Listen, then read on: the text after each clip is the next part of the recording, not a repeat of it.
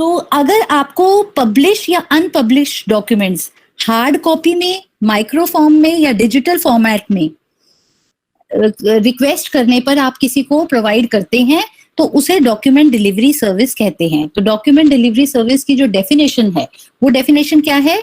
The provision of public or unpublished documents in hard copy, microform or digital format, usually for a fixed fee upon request. ये इसकी definition है जो आपके page number 6 पे दी हुई है।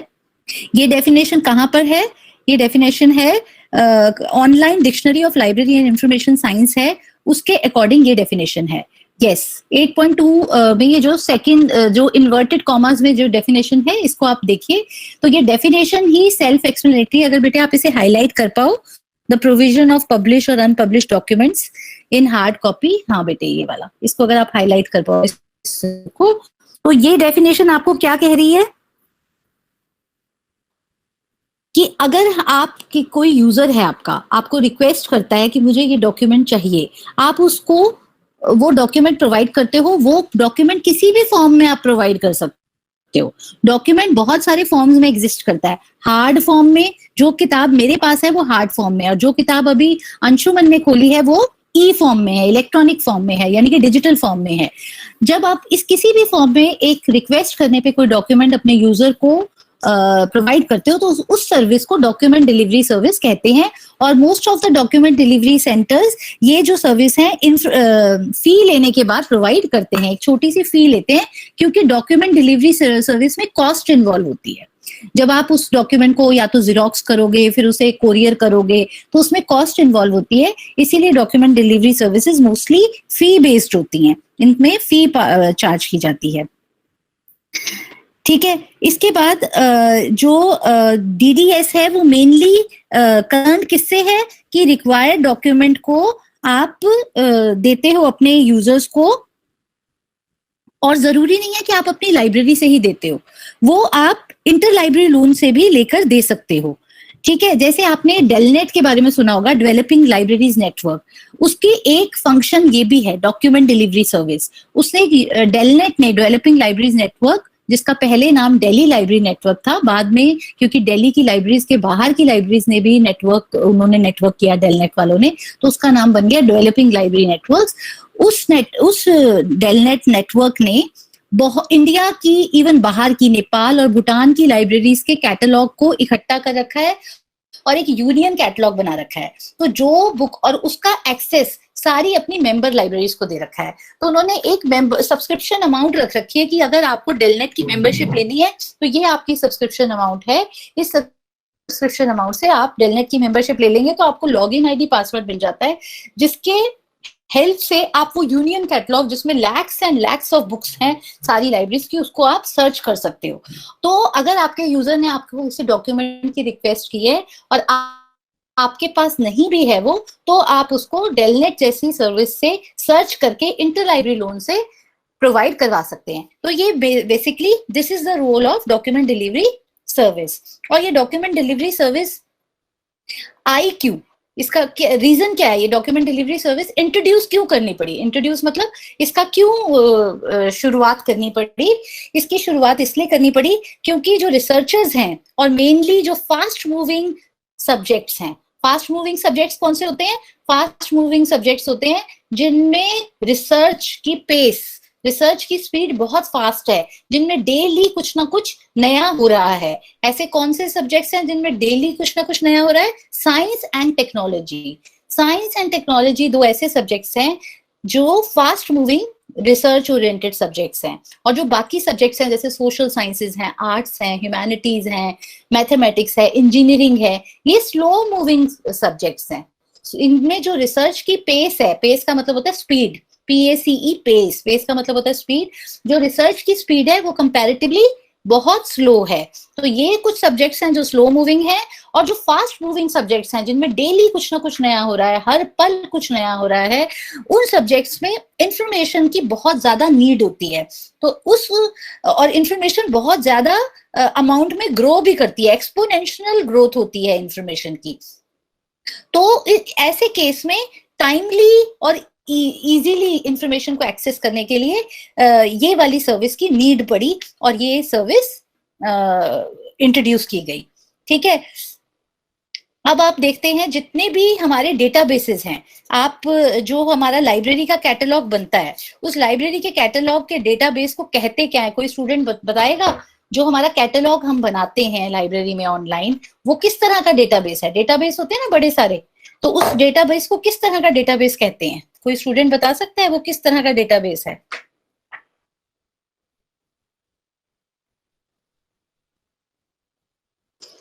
कोई बताएगा? जो डेटाबेस लाइब्रेरी में बनता है उस डेटाबेस को किस तरह का डेटाबेस है वो? नहीं, रिलेशनल डेटाबेस नहीं होता बेटा वो आप लाइब्रेरी साइंस के हो, बताओ कौन सा डेटाबेस होता है वो? बिब्लियोग्राफिकल डेटाबेस। वो कौन सा डेटाबेस होता है? बिब्लियोग्राफिकल डेटाबेस। बिब्लियोग्राफिक डेटाबेस क्या होता है? जिसमें बिब्लियोग्राफी डिटेल्स होती हैं, बिब्लियोग्राफिकल डिटेल्स होती हैं सारी कलेक्शन की, इसीलिए उसे बिब्लियोग्राफिकल डेटाबेस कहते हैं। यानी कि ऐसा कोई भी डेटाबेस जिसमें पूरी किताब एक्सेस नहीं होती, बट उसकी सारी बिब्लियोग्राफिक डिटेल्स होती हैं। ठीक है, और जिसमें पूरी किताब एक्सेस होएगी उसे क्या कहेंगे? Full text database. Full text database जिसमें पूरी की पूरी किताब, जैसे अब ये किताब अंशुमन ने खोली हुई है, पूरी किताब के सारे पेजेस एक्सेस हो पा रहे हैं, इसमें किताब की बिब्लियोग्राफिक डिटेल्स नहीं है, कंप्लीट बुक इज देयर। तो जो लाइब्रेरी का कैटलॉग बनाते हैं हम लोग, वो बिब्लियोग्राफिकल डेटाबेस होता है, उसमें सारी कलेक्शन की बिब्लियोग्राफिक डिटेल्स होती हैं। और बिब्लियोग्राफिक डिटेल्स आपको बहुत बार बता दी गई कि बिब्लियोग्राफिक डिटेल्स को आप उस किताब का या उस सोर्स का, इंफॉर्मेशन सोर्स का एड्रेस भी कह सकते हो। उस एड्रेस में एक फॉर्मेट्स होते हैं, जैसे आपने यहाँ फॉर्मेट पढ़ा है एमएलए फॉर्मेट, हर फॉर्म के डॉक्यूमेंट को की बिब्लियोग्राफिक डिटेल्स को स्टोर करने के अलग अलग फॉर्मेट्स होते हैं। उस फॉर्मेट में, उस डेटाबेस में वो डाला जाता है। ठीक है, तो ये हो गया हमारा ये नीड है कि जैसे ही एक्सपोनेंशियल ग्रोथ हो रही है फास्ट मूविंग सब्जेक्ट्स में, उन एक्सपोनेंशियल ग्रोथ के अकॉर्डिंग जो इंफॉर्मेशन नीड्स हैं यूजर्स की, वो बहुत ज्यादा बढ़ती जा रही हैं।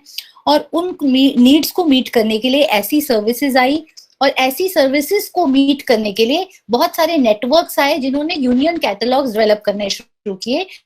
और यूनियन कैटलॉग में से सर्च करना स्टार्ट किया कहाँ कौन सा डॉक्यूमेंट है, और वहां से वो इंटर लाइब्रेरी लोन से रिस्पेक्टिव यूजर को एक छोटी सी फी के बेसिस पे प्रोवाइड किया जाने लगा। अब इस डॉक्यूमेंट, इसकी नीड इतनी ज्यादा बड़ी है कि इस तरह के लिए स्पेशलाइज सेंटर्स एस्टेब्लिश कर दिए गए। जो स्पेशलाइज सेंटर्स हैं जो इसके लिए एस्टेब्लिश किए गए, उन्हें क्या कहा जाता है? Document supply centres. 8.3.2 पे प्लीज आप अंशुमन चलिए। तो इंक्रीज इन डिमांड मैंने आपको बता दिया। अब डॉक्यूमेंट सप्लाई सेंटर्स पे हैं हम। तो डॉक्यूमेंट सप्लाई सेंटर्स एक्सक्लूसिवली इसके लिए एस्टेब्लिश किए गए, और कुछ डॉक्यूमेंट सप्लाई सेंटर्स जो कि वर्ल्ड रिनाउंड हैं, जिनके एग्जांपल्स आपकी बुक में दिए हुए हैं, वो है ब्रिटिश लाइब्रेरी जो कि यूके में है, द यूनाइटेड किंगडम में document supply centre BLDSC UK, national library of medicine USA, national research council Canada, institute of scientific documentation centre, ये सॉरी मैंने एडमिट करने लग गई थी, NRC CISTI कनाडा। और इंडिया में कौन से हैं documentation delivery document supply centres? India के जो डॉक्यूमेंट सप्लाई सेंटर्स बहुत प्रोमिनेंट हैं, वो कौन से वाले हैं? आप सबको पता होना चाहिए लाइब्रेरी साइंस के स्टूडेंट्स को, कि जो प्रोमिनेंट का मतलब होता है बहुत जाने माने डॉक्यूमेंट सप्लाई सेंटर्स हैं इंडिया के, उनका क्या नाम है? Indian national scientific documentation centre, INSDOC, जिसका नाम इसका एक्रोनिम है इंसडॉक। और इसे आज की डेट में, पहले ये इंसडॉक के नाम से जाना जाता था, अब इसका नाम हो गया है निफ्टकेयर। ठीक है, तो ये जो इंसडॉक है, इसके नाम में ही इसका मतलब है साइंटिफिक डॉक्यूमेंटेशन। जितनी भी scientific science and technology, scientific का मतलब होता है साइंस एंड टेक्नोलॉजी, जितनी भी साइंटिफिक, लक्ष्मी आप अपना वीडियो बंद कीजिए, जितनी भी साइंटिफिक इंफॉर्मेशन सोर्सेज हैं, उनको वहां स्टोर किया जाता है। और ये document supply centre, it is well known for supplying documents related to scientific information. इसके अलावा इंस्टीट्यूट डी इंफॉर्मेशन साइंटिफिक, ये फ्रांस का है, ये INIST बहुत पॉपुलर डॉक्यूमेंटेशन सेंटर। तो ये क्या करते हैं, रिसोर्सेज को जो सेंट्रलाइज्ड कलेक्शन है इनका, सेंट्रलाइज कलेक्शन का मतलब क्या होता है, जैसे मैंने आपको लाइब्रेरी ऑफ कांग्रेस के बारे में बताया था, लाइब्रेरी ऑफ कांग्रेस जितना भी पब्लिश मटेरियल है वो सारे पब्लिश मटेरियल को एक्वायर करती है। तो ये भी जो सप्लाई सेंटर्स हैं क्या करते हैं, जिस भी सब्जेक्ट के सप्लाई सेंटर्स हैं, जैसे ये इंस्डॉग है जिसे आज की डेट में निस्केयर कहा जाता है, साइंटिफिक इंफॉर्मेशन वाला, ये साइंटिफिक इंफॉर्मेशन पे जितने भी डॉक्यूमेंट्स आते हैं उनको सेंट्रलाइज एक्वायर करता है और फिर इनकी डिलीवरी एज पर the request of the users और researchers across the country provide करता है। ठीक है, इन डॉक्यूमेंटेशन सेंटर्स के बारे में अगले यूनिट में आप डिटेल में पढ़ेंगे। उसके बाद कुछ इंटरनेशनल ऑर्गेनाइजेशंस हैं जो, जैसे यूनेस्को है, इफ्ला है, international federation of library association, ये एक इंटरनेशनल लेवल की लाइब्रेरी एसोसिएशन है इफ्ला। जो लाइब्रेरी साइंस के स्टूडेंट्स हैं उनको अवेयर होना चाहिए नेशनल और इंटरनेशनल लेवल की लाइब्रेरी एसोसिएशन से।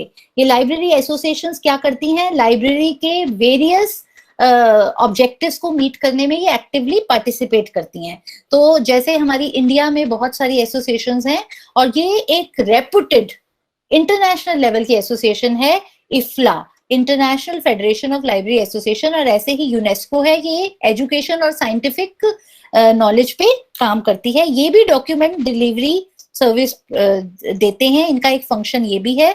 और ये नेशनली और इंटरनेशनली डॉक्यूमेंट्स को डिलीवर करते हैं। ठीक है, नेशनली और इंटरनेशनली रिक्वायर्ड डॉक्यूमेंट्स को डिलीवर करते हैं। तो जो और ये कुछ पब्लिकेशंस निकालते हैं। अब आप अगले पेज पर देखिए कि कुछ यूनेस्को ने कुछ एक डेडिकेटेड सेंट्रलाइज कलेक्शन बनाया हुआ है, एजुकेशन और साइंटिफिक इंफॉर्मेशन से रिलेटेड है। ये यूएन की बॉडी है, यूनाइटेड नेशंस एजुकेशनल साइंटिफिक, आगे जो साइंटिफिक इंफॉर्मेशन ऐसे कुछ, इसका फुल फॉर्म आप गूगल पे देख लीजिएगा। तो ये यूएन की united nation environment social cultural organisation. Environment है या बेटा एजुकेशन है? मेरे ख्याल से एजुकेशन है। एनवायरनमेंट था। एजुकेशन नहीं, एनवायरनमेंट नहीं है बेटा, इट्स एजुकेशनल। एनवायरनमेंट नहीं है, एनवायरनमेंट का तो अलग है, ये यूनेस्को एजुकेशन से रिलेटेड है। ठीक है, तो United nations educational scientific and ऐसा कुछ है, वो आप गूगल पे देख सकते हैं। ठीक है, तो ये इन्होंने, इनकी ये सर्विसेज हैं, ये आप यहाँ पढ़ सकते हैं कि ये सेंट्रलाइज्ड वो बनाते हैं, यूनियन कैटलॉग्स बनाते हैं और शेयर्ड सर्विस से सेंट्रलाइज जो कैटलॉग्स बनाते हैं वो रिलेटेड सब्जेक्ट्स की लाइब्रेरीज का बनाते हैं। जैसे इनका सब्जेक्ट क्या है, एजुकेशनल एंड साइंटिफिक इंफॉर्मेशन, ऐसे ही इफ्ला का भी है। इनके 6 टाइप्स के मॉडल्स हैं, ये आप यहाँ से देख सकते हैं। ठीक है, आज हमें ये बुक कंप्लीट करनी है, तो जो इंपॉर्टेंट पॉइंट्स हैं वही मैं फटाफट कवर करूंगी। उसके बाद ये तो हो गया हमारा सेंट्रलाइज सिस्टम। देखो, सेंट्रलाइज और डिसेंट्रलाइज नाम से ही इसका मतलब है इसमें। ठीक है, सेंट्रलाइज का मतलब होता है कि सारी इंफॉर्मेशन का जो कलेक्शन है वो एक जगह पे कर लिया गया और वहां से ही सारी इंफॉर्मेशन दी जाती है। ठीक है, और डिसेंट्रलाइज का मतलब है कि जैसे मैंने बहुत सारे अपने नीचे मेंबर्स बना लिए और उनकी इंफॉर्मेशन को अपनी जगह नहीं इकट्ठा किया, बस ये कर दिया जब डॉक्यूमेंट की मुझे जरूरत पड़ी तो मैंने डिसेंट्रलाइज कर दिया कि इस तरह का डॉक्यूमेंट चाहिए तो इस ऑर्गेनाइजेशन को कांटेक्ट करो, क्योंकि वो मेरे नेटवर्क में इस तरह का चाहिए तो इसको कांटेक्ट करो। जैसे ये डेलनेट का मैं आपको बता रही थी, वो एक तरह से डिसेंट्रलाइज्ड है। उन्होंने सिर्फ एक बिब्लियोग्राफिक डेटाबेस बनाया हुआ है और उस बिब्लियोग्राफिक डेटाबेस को रेफर करके वो आपको डायरेक्ट कर देते हैं उस लाइब्रेरी की तरफ। अच्छा, ये इंस्टीट्यूट ऑफ इकोनॉमिक ग्रोथ में मिलेगा, वहां से कलेक्ट कर लीजिए। और सेंट्रलाइज का मतलब होता है कि सब कुछ आपके वहां पर आपने इकट्ठा किया है। जैसे सेंट्रल गवर्नमेंट, ठीक है, सेंट्रल गवर्नमेंट पूरे देश को मॉनिटर करती है और जो स्टेट गवर्नमेंट होती है सिर्फ स्टेट को मॉनिटर करती है। तो ये सेंट्रलाइज और डिसेंट्रलाइज का मतलब है। तो कुछ आपके 2 तरह के मॉडल्स हैं इन डॉक्यूमेंट डिलीवरी सर्विसेज के। एक सेंट्रलाइज, जिसमें सारा सिस्टम जो डॉक्यूमेंट डिलीवरी सेंटर है वो सारे रिसोर्सेज अपने पास रखता है। और जो डिसेंट्रलाइज है वो अपने पास नहीं रखता, अपने मेंबर्स बना लेता है, और जब डॉक्यूमेंट की रिक्वायरमेंट होती है तो उस सेंटर की एड्रेस या रेफरल दे देता है अपने यूजर को। रेफरल पढ़ा था ना हमने, रेफरल दे देता है कि अगर आपको इस सब्जेक्ट से या इस टॉपिक से रिलेटेड इन्फॉर्मेशन चाहिए, इस कॉन्सेप्ट, इस फिनोमिनन से रिलेटेड इन्फॉर्मेशन चाहिए, तो ये डॉक्यूमेंट सेंटर है जो आपकी हेल्प करेगा, और वहां से आपको मंगा कर भी वो दे देते हैं। जैसे ये डेलनेट का मैं आपको बता रही हूँ, डेलनेट वाले वहां से मंगा कर भी दे देते हैं। किसी ने, भारत सेतिया ने इसका डाल दिया, very good, united nations educational scientific and cultural organisation, ये यूनेस्को की फुल फॉर्म है। यूनाइटेड नेशंस की बहुत सारी बॉडीज हैं, एक चिल्ड्रन पे रिलेटेड है UNICEF, United Nations children fund, उसका जो फुल फॉर्म है वो क्या है, यूनाइटेड नेशंस चिल्ड्रन फंड। वो चाइल्ड एंड मैटरनल हेल्थ पे काम करती है, चाइल्ड और मदर की हेल्थ और उसकी सारे एस्पेक्ट्स को कवर करती है। ये जो है ये एजुकेशन से रिलेटेड यूनाइटेड नेशंस की ऑर्गेनाइजेशन है। जो यूनाइटेड नेशंस होती हैं ये इंटरनेशनल बॉडीज होती हैं। इंटरनेशनल बॉडीज मींस जो पूरे वर्ल्ड की सिचुएशन को पे काम करती हैं, जो किसी गवर्नमेंट की होती हैं, जो अगर यूएस की गवर्नमेंट की कोई जैसे अभी आपने सेंटर्स पढ़े वो उस कंट्री के हैं, बट ये जो यूनेस्को है ये इंटरनेशनल लेवल का है। ठीक है, समझ आई ये बात में जो नेशनल और इंटरनेशनल की मैं फर्क बता रही हूँ? Yes ma'am. Yes ma'am. ठीक है, तो इसके बाद हम डिसेंट्रलाइज मॉडल होता है और सेंट्रलाइज मॉडल होता है, और कुछ पार्शली सेंट्रलाइज मॉडल भी होते हैं। अगले पेज पर जो पार्शली सेंट्रलाइज मॉडल होते हैं, इनमें क्या है कि कुछ तो आपके पास होता है और कुछ आपने बैकअप लाइब्रेरीज रखी होती हैं। मैंने जैसे आपको बोला ना, ये बैकअप लाइब्रेरीज क्या करती हैं, ये आपने कि अगर कुछ इंफॉर्मेशन चाहिए तो उन लाइब्रेरी से आप इंटर लाइब्रेरी लोन पे अरेंज करा देते हैं।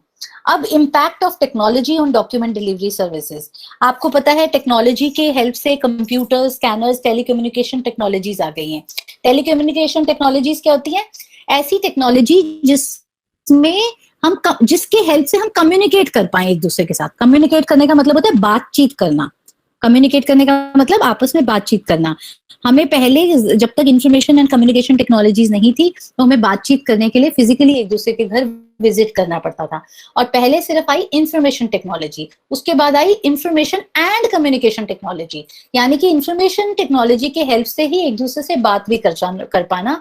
और उसमें आया ईमेल, ठीक है, इलेक्ट्रॉनिक मेल। तो इलेक्ट्रॉनिक मेल की हेल्प से आप कम्युनिकेट कर पाते हैं। और अब तो बहुत सारे वर्जन्स आ गए हैं, सोशल मीडिया प्लेटफॉर्म्स आ गए हैं इतने सारे, ट्विटर और कितने सारे, आप अपनी वीडियो तक लोगों के साथ शेयर कर सकते हैं। वो भी तो आप यूट्यूब पे जो वीडियो देखते हैं कम्युनिकेट ही तो कर रहे हैं, लोगों को अपनी वीडियो शेयर कर रहे हैं। तो ये इंफॉर्मेशन कम्युनिकेशन टेक्नोलॉजी जब आ गई तो इससे आपने क्या किया, आपको फिजिकली डॉक्यूमेंट पर पहुंचाने की जरूरत ही नहीं है। आपके पास अगर ई फॉर्म में डॉक्यूमेंट है, आपके पास ई जर्नल पूरा है, फुल टेक्स्ट है। देखो अब ये भी जो लाइब्रेरी साइंस के बच्चे हैं उनको ये दो बातों में डिफरेंस पता होना मस्ट है कि फुल टेक्स्ट क्या होता है और बिब्लियोग्राफिक क्या होता है। देखो जिसमें सिर्फ बिब्लियोग्राफिक डिटेल्स होंगी, यानी कि title, author, publisher, year of publication, ठीक है, ये तो है बिब्लियोग्राफिक डिटेल्स। तो यानी कि ऐसा डेटाबेस जिसमें सिर्फ बिब्लियोग्राफिक डिटेल्स हैं सोर्सेज की। और सोर्सेज मैंने आपको बहुत बार बता दिए, बहुत तरह के सोर्सेज होते हैं, बुक्स हैं, पीरियोडिकल्स हैं, पेटेंट्स हैं, थीसिस हैं, स्टैंडर्ड्स हैं, ठीक है। इन सारे फॉर्म्स ऑफ डॉक्यूमेंट्स की बिब्लियोग्राफिक डिटेल्स को जो डेटाबेस स्टोर करता है उसे तो बिब्लियोग्राफिकल डेटाबेस कहते हैं। पर ऐसा डेटाबेस जो पूरी की पूरी सोर्सेज को डिजिटाइज करके पूरा का पूरा स्टोर करता है, उसको फुल टेक्स्ट डेटाबेस कहते हैं। उसे फुल टेक्स्ट की पूरी किताब आप ऑनलाइन पढ़ सकते हो, तो उसे फुल टेक्स्ट डेटाबेस कहते हैं। तो बहुत सारे डेटाबेसेस हैं जो फुल टेक्स्ट ई जर्नल्स और ई बुक्स प्रोवाइड करते हैं। आप उन्हें काफी डेटाबेसेस को पढ़ोगे आगे जाके, तो ऐसे डेटाबेसेस के थ्रू आप पूरा का पूरा ई जर्नल या उस ई जर्नल के किसी प्रॉपर आर्टिकल को पूरा का पूरा अपनी डॉक्यूमेंट डिलीवरी सर्विस से, इलेक्ट्रॉनिक डॉक्यूमेंट डिलीवरी सर्विस से आप अपने यूजर्स तक पहुंचा सकते हैं। तो इसके बाद यही बात कही गई है इलेक्ट्रॉनिक डॉक्यूमेंट डिलीवरी सर्विस, कि आपको बहुत सारी इलेक्ट्रॉनिक डेटाबेसेस ने रिप्लेस कर दिया है पोस्टल सर्विसेज को। पहले क्या किया जाता था, बाय पोस्ट कोरियर से किताबें और फोटोकॉपी करा के आपने किसी जर्नल का आर्टिकल किसी ने मांगा है तो उस जर्नल के आर्टिकल को फोटोकॉपी करके, अब ये सब ऑनलाइन हो गया है और online mode of delivery documents की हो गई है। तो online mode of delivery has become possible because of the establishment of information and communication technologies। Deepa, आपका वीडियो ऑन हो गया, वीडियो बेटे बंद कर दो। इसके बाद जो टॉपिक है वो बहुत बहुत इंपॉर्टेंट है। ये आप जब भी लाइब्रेरी साइंस में जब तक रहोगे, दीपा प्लीज आप अपना वीडियो बंद कर लीजिए। ई जर्नल कंसोर्शिया, ये बहुत इंपॉर्टेंट है, इसको आप ध्यान से पढ़िए। आपको पता है आजकल काफी चीजें ई फॉर्म में ही पब्लिश होने लगी हैं। देखो, पब्लिकेशंस भी दो तरह की होती हैं, एक स्कॉलरली, एक नॉन स्कॉलरली। दीपा, आप अपना वीडियो बंद कीजिए और ऑडियो भी बंद कीजिए। पब्लिकेशंस भी दो तरह की होती हैं, स्कॉलरली और नॉन स्कॉलरली। स्कॉलरली है जो एकेडमिक नेचर की हैं, जिनमें पढ़ने लिखने वाला रिसर्च ओरिएंटेड काम छपता है, उसे स्कॉलरली पब्लिकेशन कहते हैं। और जो आम है, जिसमें गपशप है या नॉवेल्स हैं या आम मैगजीन है फैशन की या इंटीरियर डेकोरेशन की या गृह शोभा, ये सारी नॉन स्कॉलरली पब्लिकेशंस हैं। जो लाइब्रेरीज डील करती हैं वो हमेशा किस में करती हैं? सिर्फ स्कॉलरली पब्लिकेशंस में डील करती हैं। तो अब क्या होने लगा, स्कॉलरली पब्लिकेशंस ई फॉर्म में सीधा पब्लिश होने लगी। पहले क्या होता था, जो स्कॉलरली पब्लिकेशंस होती थी वो प्रिंट फॉर्म में पब्लिश होती थी, ठीक है। अब वो डायरेक्टली बॉर्न ही डिजिटल होती हैं। बॉर्न का मतलब होता है पैदा होना। वो पहले जो डॉक्यूमेंट्स थे वो पैदा होते थे, यानी कि प्रिंटिंग प्रेस में जाते थे, हार्ड कॉपी में पैदा होते थे, और बाद में उन हार्ड को डिजिटल फॉर्मेट में स्कैनर के थ्रू स्कैन करके पीडीएफ डॉक्यूमेंट में ट्रांसफॉर्म करके उनकी ई वर्जन बनाई जाती थी। बट अब तो काफी ऐसे डॉक्यूमेंट्स हैं जो प्रिंट फॉर्म में पैदा ही नहीं होते, वो सीधा ही पैदा ही इलेक्ट्रॉनिक फॉर्म में होते हैं, ई फॉर्म में होते हैं। तो और मोस्टली वो कौन से होते हैं? Scholarly publications, peer reviewed journals, और कई बार दोनों फॉर्म में भी होते हैं। कुछ ऐसे जर्नल्स हैं जो प्रिंट में भी, मोस्ट ऑफ द जर्नल, कुछ नहीं, मेजॉरिटी ऑफ जर्नल्स ऐसे हैं। दीपा, आप अपना ऑडियो प्लीज, मेरे को वो कर रहा है, आप ऑडियो का बैकग्राउंड बंद कीजिए प्लीज।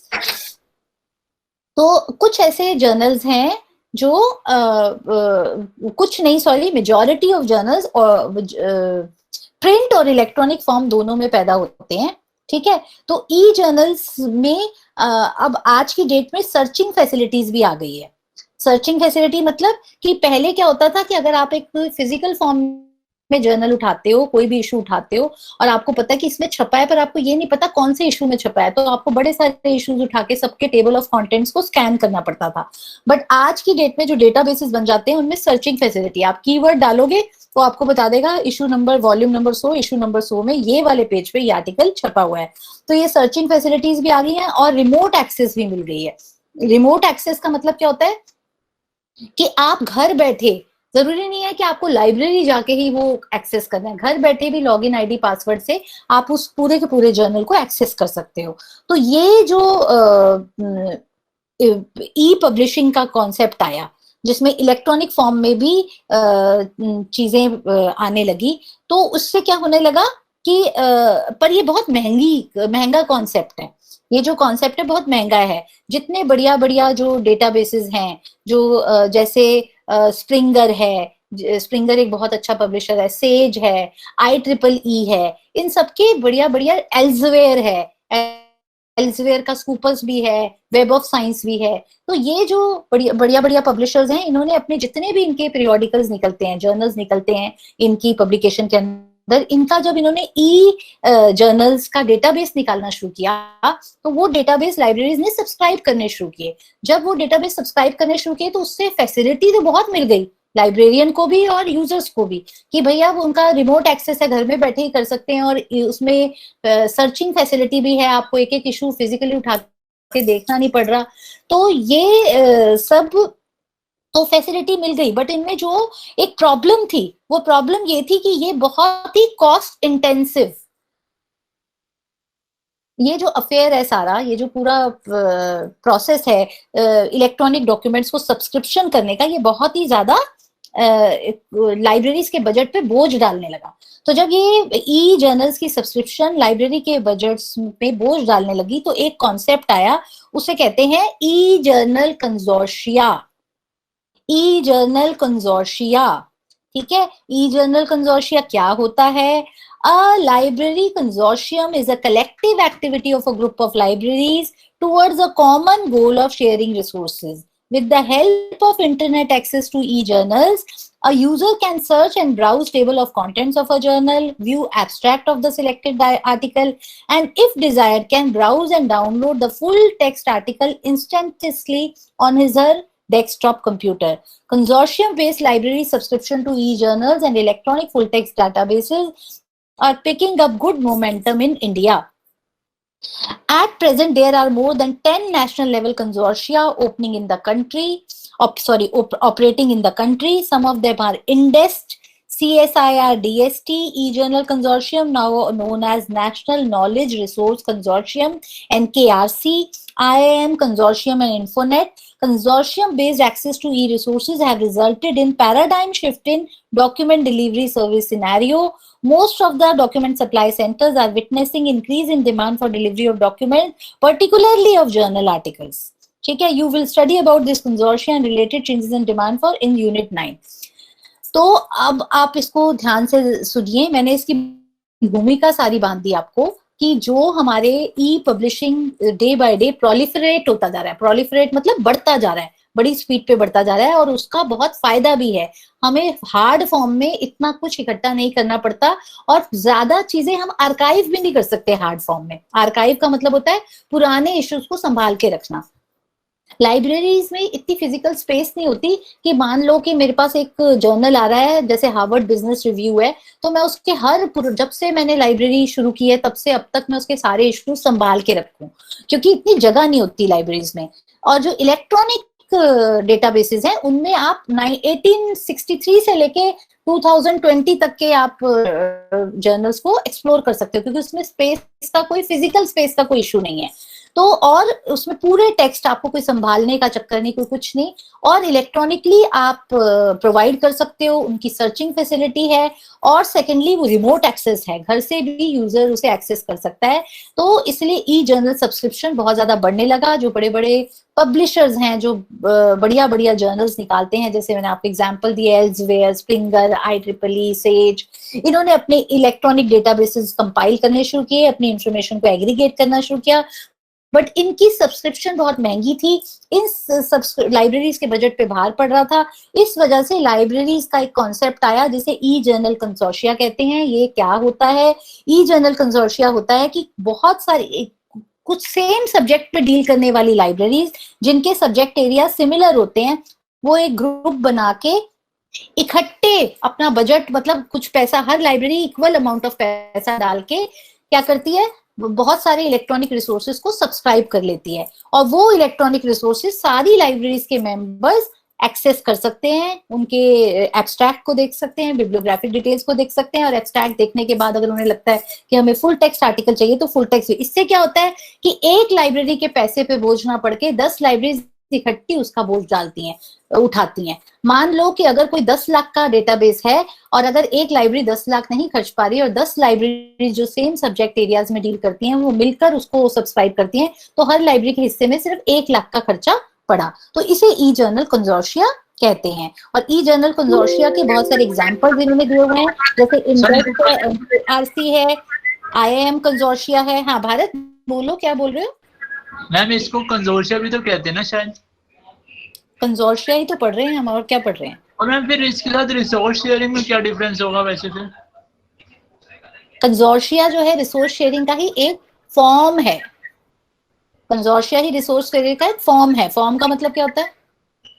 पार्ट, प्रकार, पार्ट नहीं, पार्ट नहीं, प्रकार। जैसे हाँ टाइप, जैसे डॉक्यूमेंट्स बहुत सारे फॉर्म्स में एग्जिस्ट करते हैं, हार्ड फॉर्म में, इलेक्ट्रॉनिक फॉर्म में, डिजिटल फॉर्म में, इसी तरह से रिसोर्स शेयरिंग का ये एक फॉर्म है, टाइप है, ठीक है, प्रकार है। तो यानी कि कंसोर्शिया जो है रिसोर्स शेयरिंग का ही एक फॉर्म है। रिसोर्स शेयरिंग बहुत तरीके से की जाती है, और ई कंसोर्शिया क्या है? ई कंसोर्शिया है कि बहुत सारी लाइब्रेरीज ने मिलकर एक इलेक्ट्रॉनिक डेटाबेस को सब्सक्राइब किया और 10 की 10 या जो मैं एग्जांपल दे रही हूँ 10 जितनी भी ग्रुप ऑफ लाइब्रेरीज ने उसे सब्सक्राइब किया तो उसके यूजर्स उसे एक्सेस कर पाएंगे। समझ आ गई Bharat? Yes ma'am, thank you ma'am. अगर कोई प्रॉब्लम है तो बेटे पूछ लो। No ma'am. ठीक है, तो अब हम डॉक्यूमेंट डिलीवरी सर्विस की एफिशिएंसी देखो। एफिशिएंसी किसे कहते हैं? एफिशिएंसी का हिंदी में मतलब क्या होता है? एफिशिएंसी का हिंदी में मतलब क्या होता है? कुशलता। वेरी गुड, कुशलता। हाँ, कुशलता। जो उसका एग्जैक्ट आप कहोगे कितना कुशल है। कुशल किसे कहेंगे हम? अगर दो मेरे घर में काम करने वाले हैं, ठीक है, तो मैंने दो मेड्स रख रखी हैं, तो मैं किस मेड को कैसे किस पैमाने पे कहूंगी कि ये मेड ज्यादा एफिशिएंट है इस मेड से?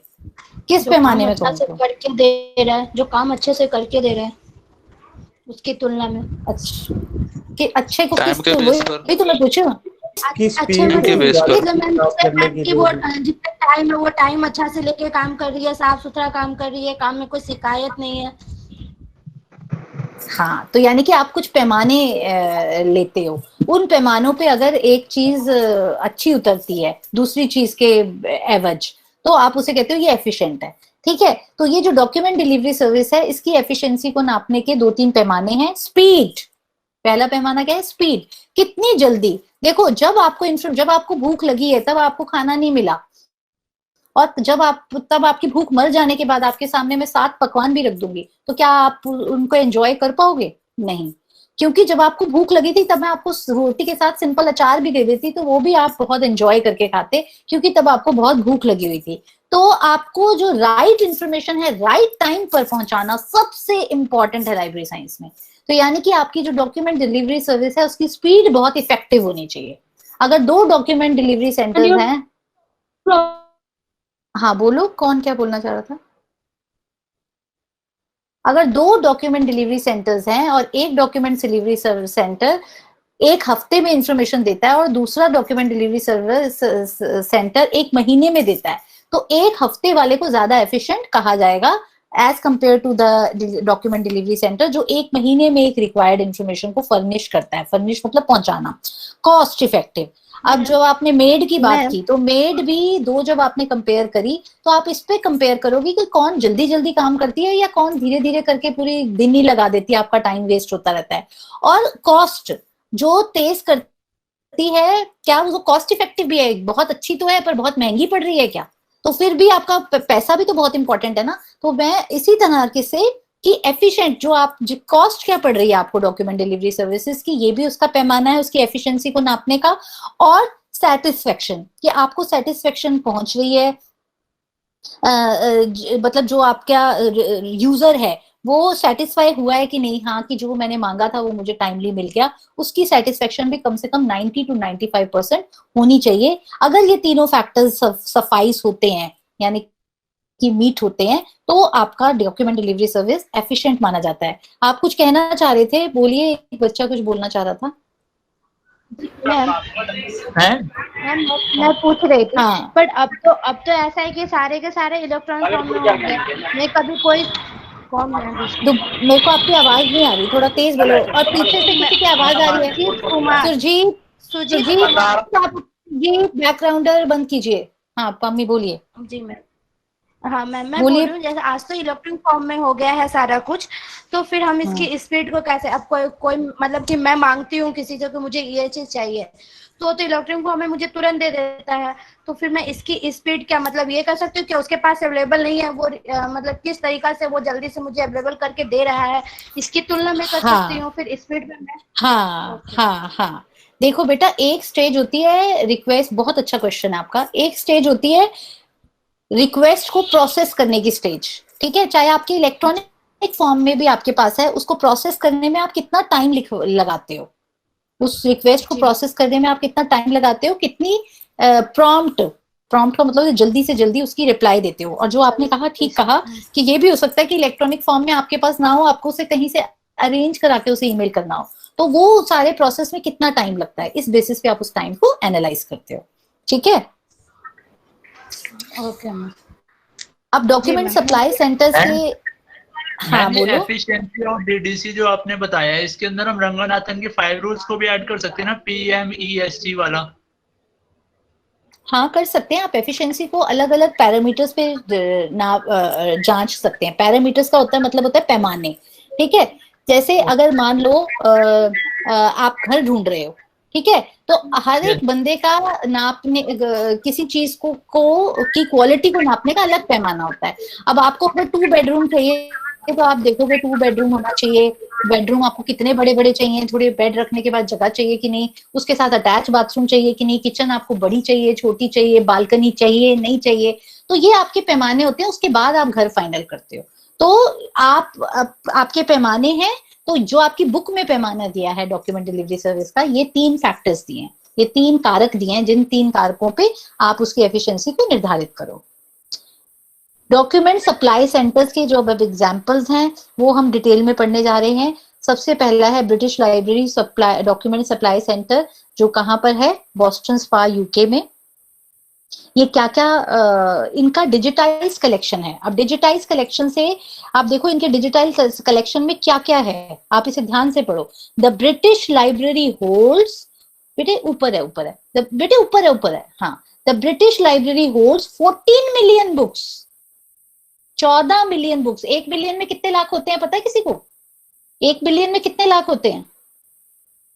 मिलियन बाहर मिलियन बोलते हैं ना, हमारे यहाँ तो लाख बोलते हैं। हाँ वेरी गुड। 1 बिलियन, हाँ 1 मिलियन में 10 लाख होते हैं, तो 14 मिलियन में कितने हो गए? 14 into 10 million is equal to 10 lakh. हाँ 1 million is equal to 10 lakh, very good. तो 14 मिलियन बुक्स हैं, यानी कि 140 लाख किताबें, 140 लाख किताबें, 920,000 जर्नल्स, ठीक है, या 9,20,000 जर्नल्स, 9,20,000 जर्नल्स और newspaper titles, 58 million patents, million मतलब 1 मिलियन मतलब 10 lakh, 58 million patents and 3 billion sound recordings. ये इनकी कलेक्शन है ब्रिटिश लाइब्रेरी की, ठीक है। ये कलेक्शन बहुत ह्यूज है। अब इस कलेक्शन में कौन कौन से सब्जेक्ट्स हैं जो ज्यादा पाए जाते हैं? साइंस एंड टेक्नोलॉजी से लेके मेडिसिन तक, ठीक है। और ये इन सर्विसेज, इन रिसोर्सेज से अपनी डिजिटाइज कलेक्शन है इनकी। डिजिटाइज का मतलब मैंने आपको बहुत बार बता दिया। जैसे ये जो किताब है जो अंशुमन ने हम सबको प्रेजेंट की हुई है, ये डिजिटाइज बुक है। हार्ड कॉपी मेरे पास है जिसको रेफर करके मैं आपसे बात कर रही हूँ। तो ये जो इस कलेक्शन के बेसिस पे क्या क्या सर्विस दे रहे हैं? BLDSS, British library direct plus, British library publishers digitisation services, loan services, library reprint, electronic thesis online service, higher education scanning service, ये सारी सर्विसेज हैं जो ये इन रिसोर्सेज के बेस पे। देखो लाइब्रेरी सिर्फ 2 ही चीजों से बनती है, रिसोर्सेज एंड सर्विसेज। लाइब्रेरी के 2 इंपॉर्टेंट पिलर्स हैं, स्तंभ हैं, ठीक है, एक रिसोर्सेज और एक पिलर्स। रिसोर्सेज के बेसिस पे आप रिसोर्सेज के बेसिस पे आप सर्विस देते हो। जो आपकी रिसोर्स है उसी में से तो सर्विस दोगे ना। आपकी लाइब्रेरी की इंपॉर्टेंस क्यों है? लाइब्रेरी कौन सी बढ़िया मानी जाती है? जो रिसोर्सेज में रिच है, जो रिसोर्सेज में रिच है, ठीक है।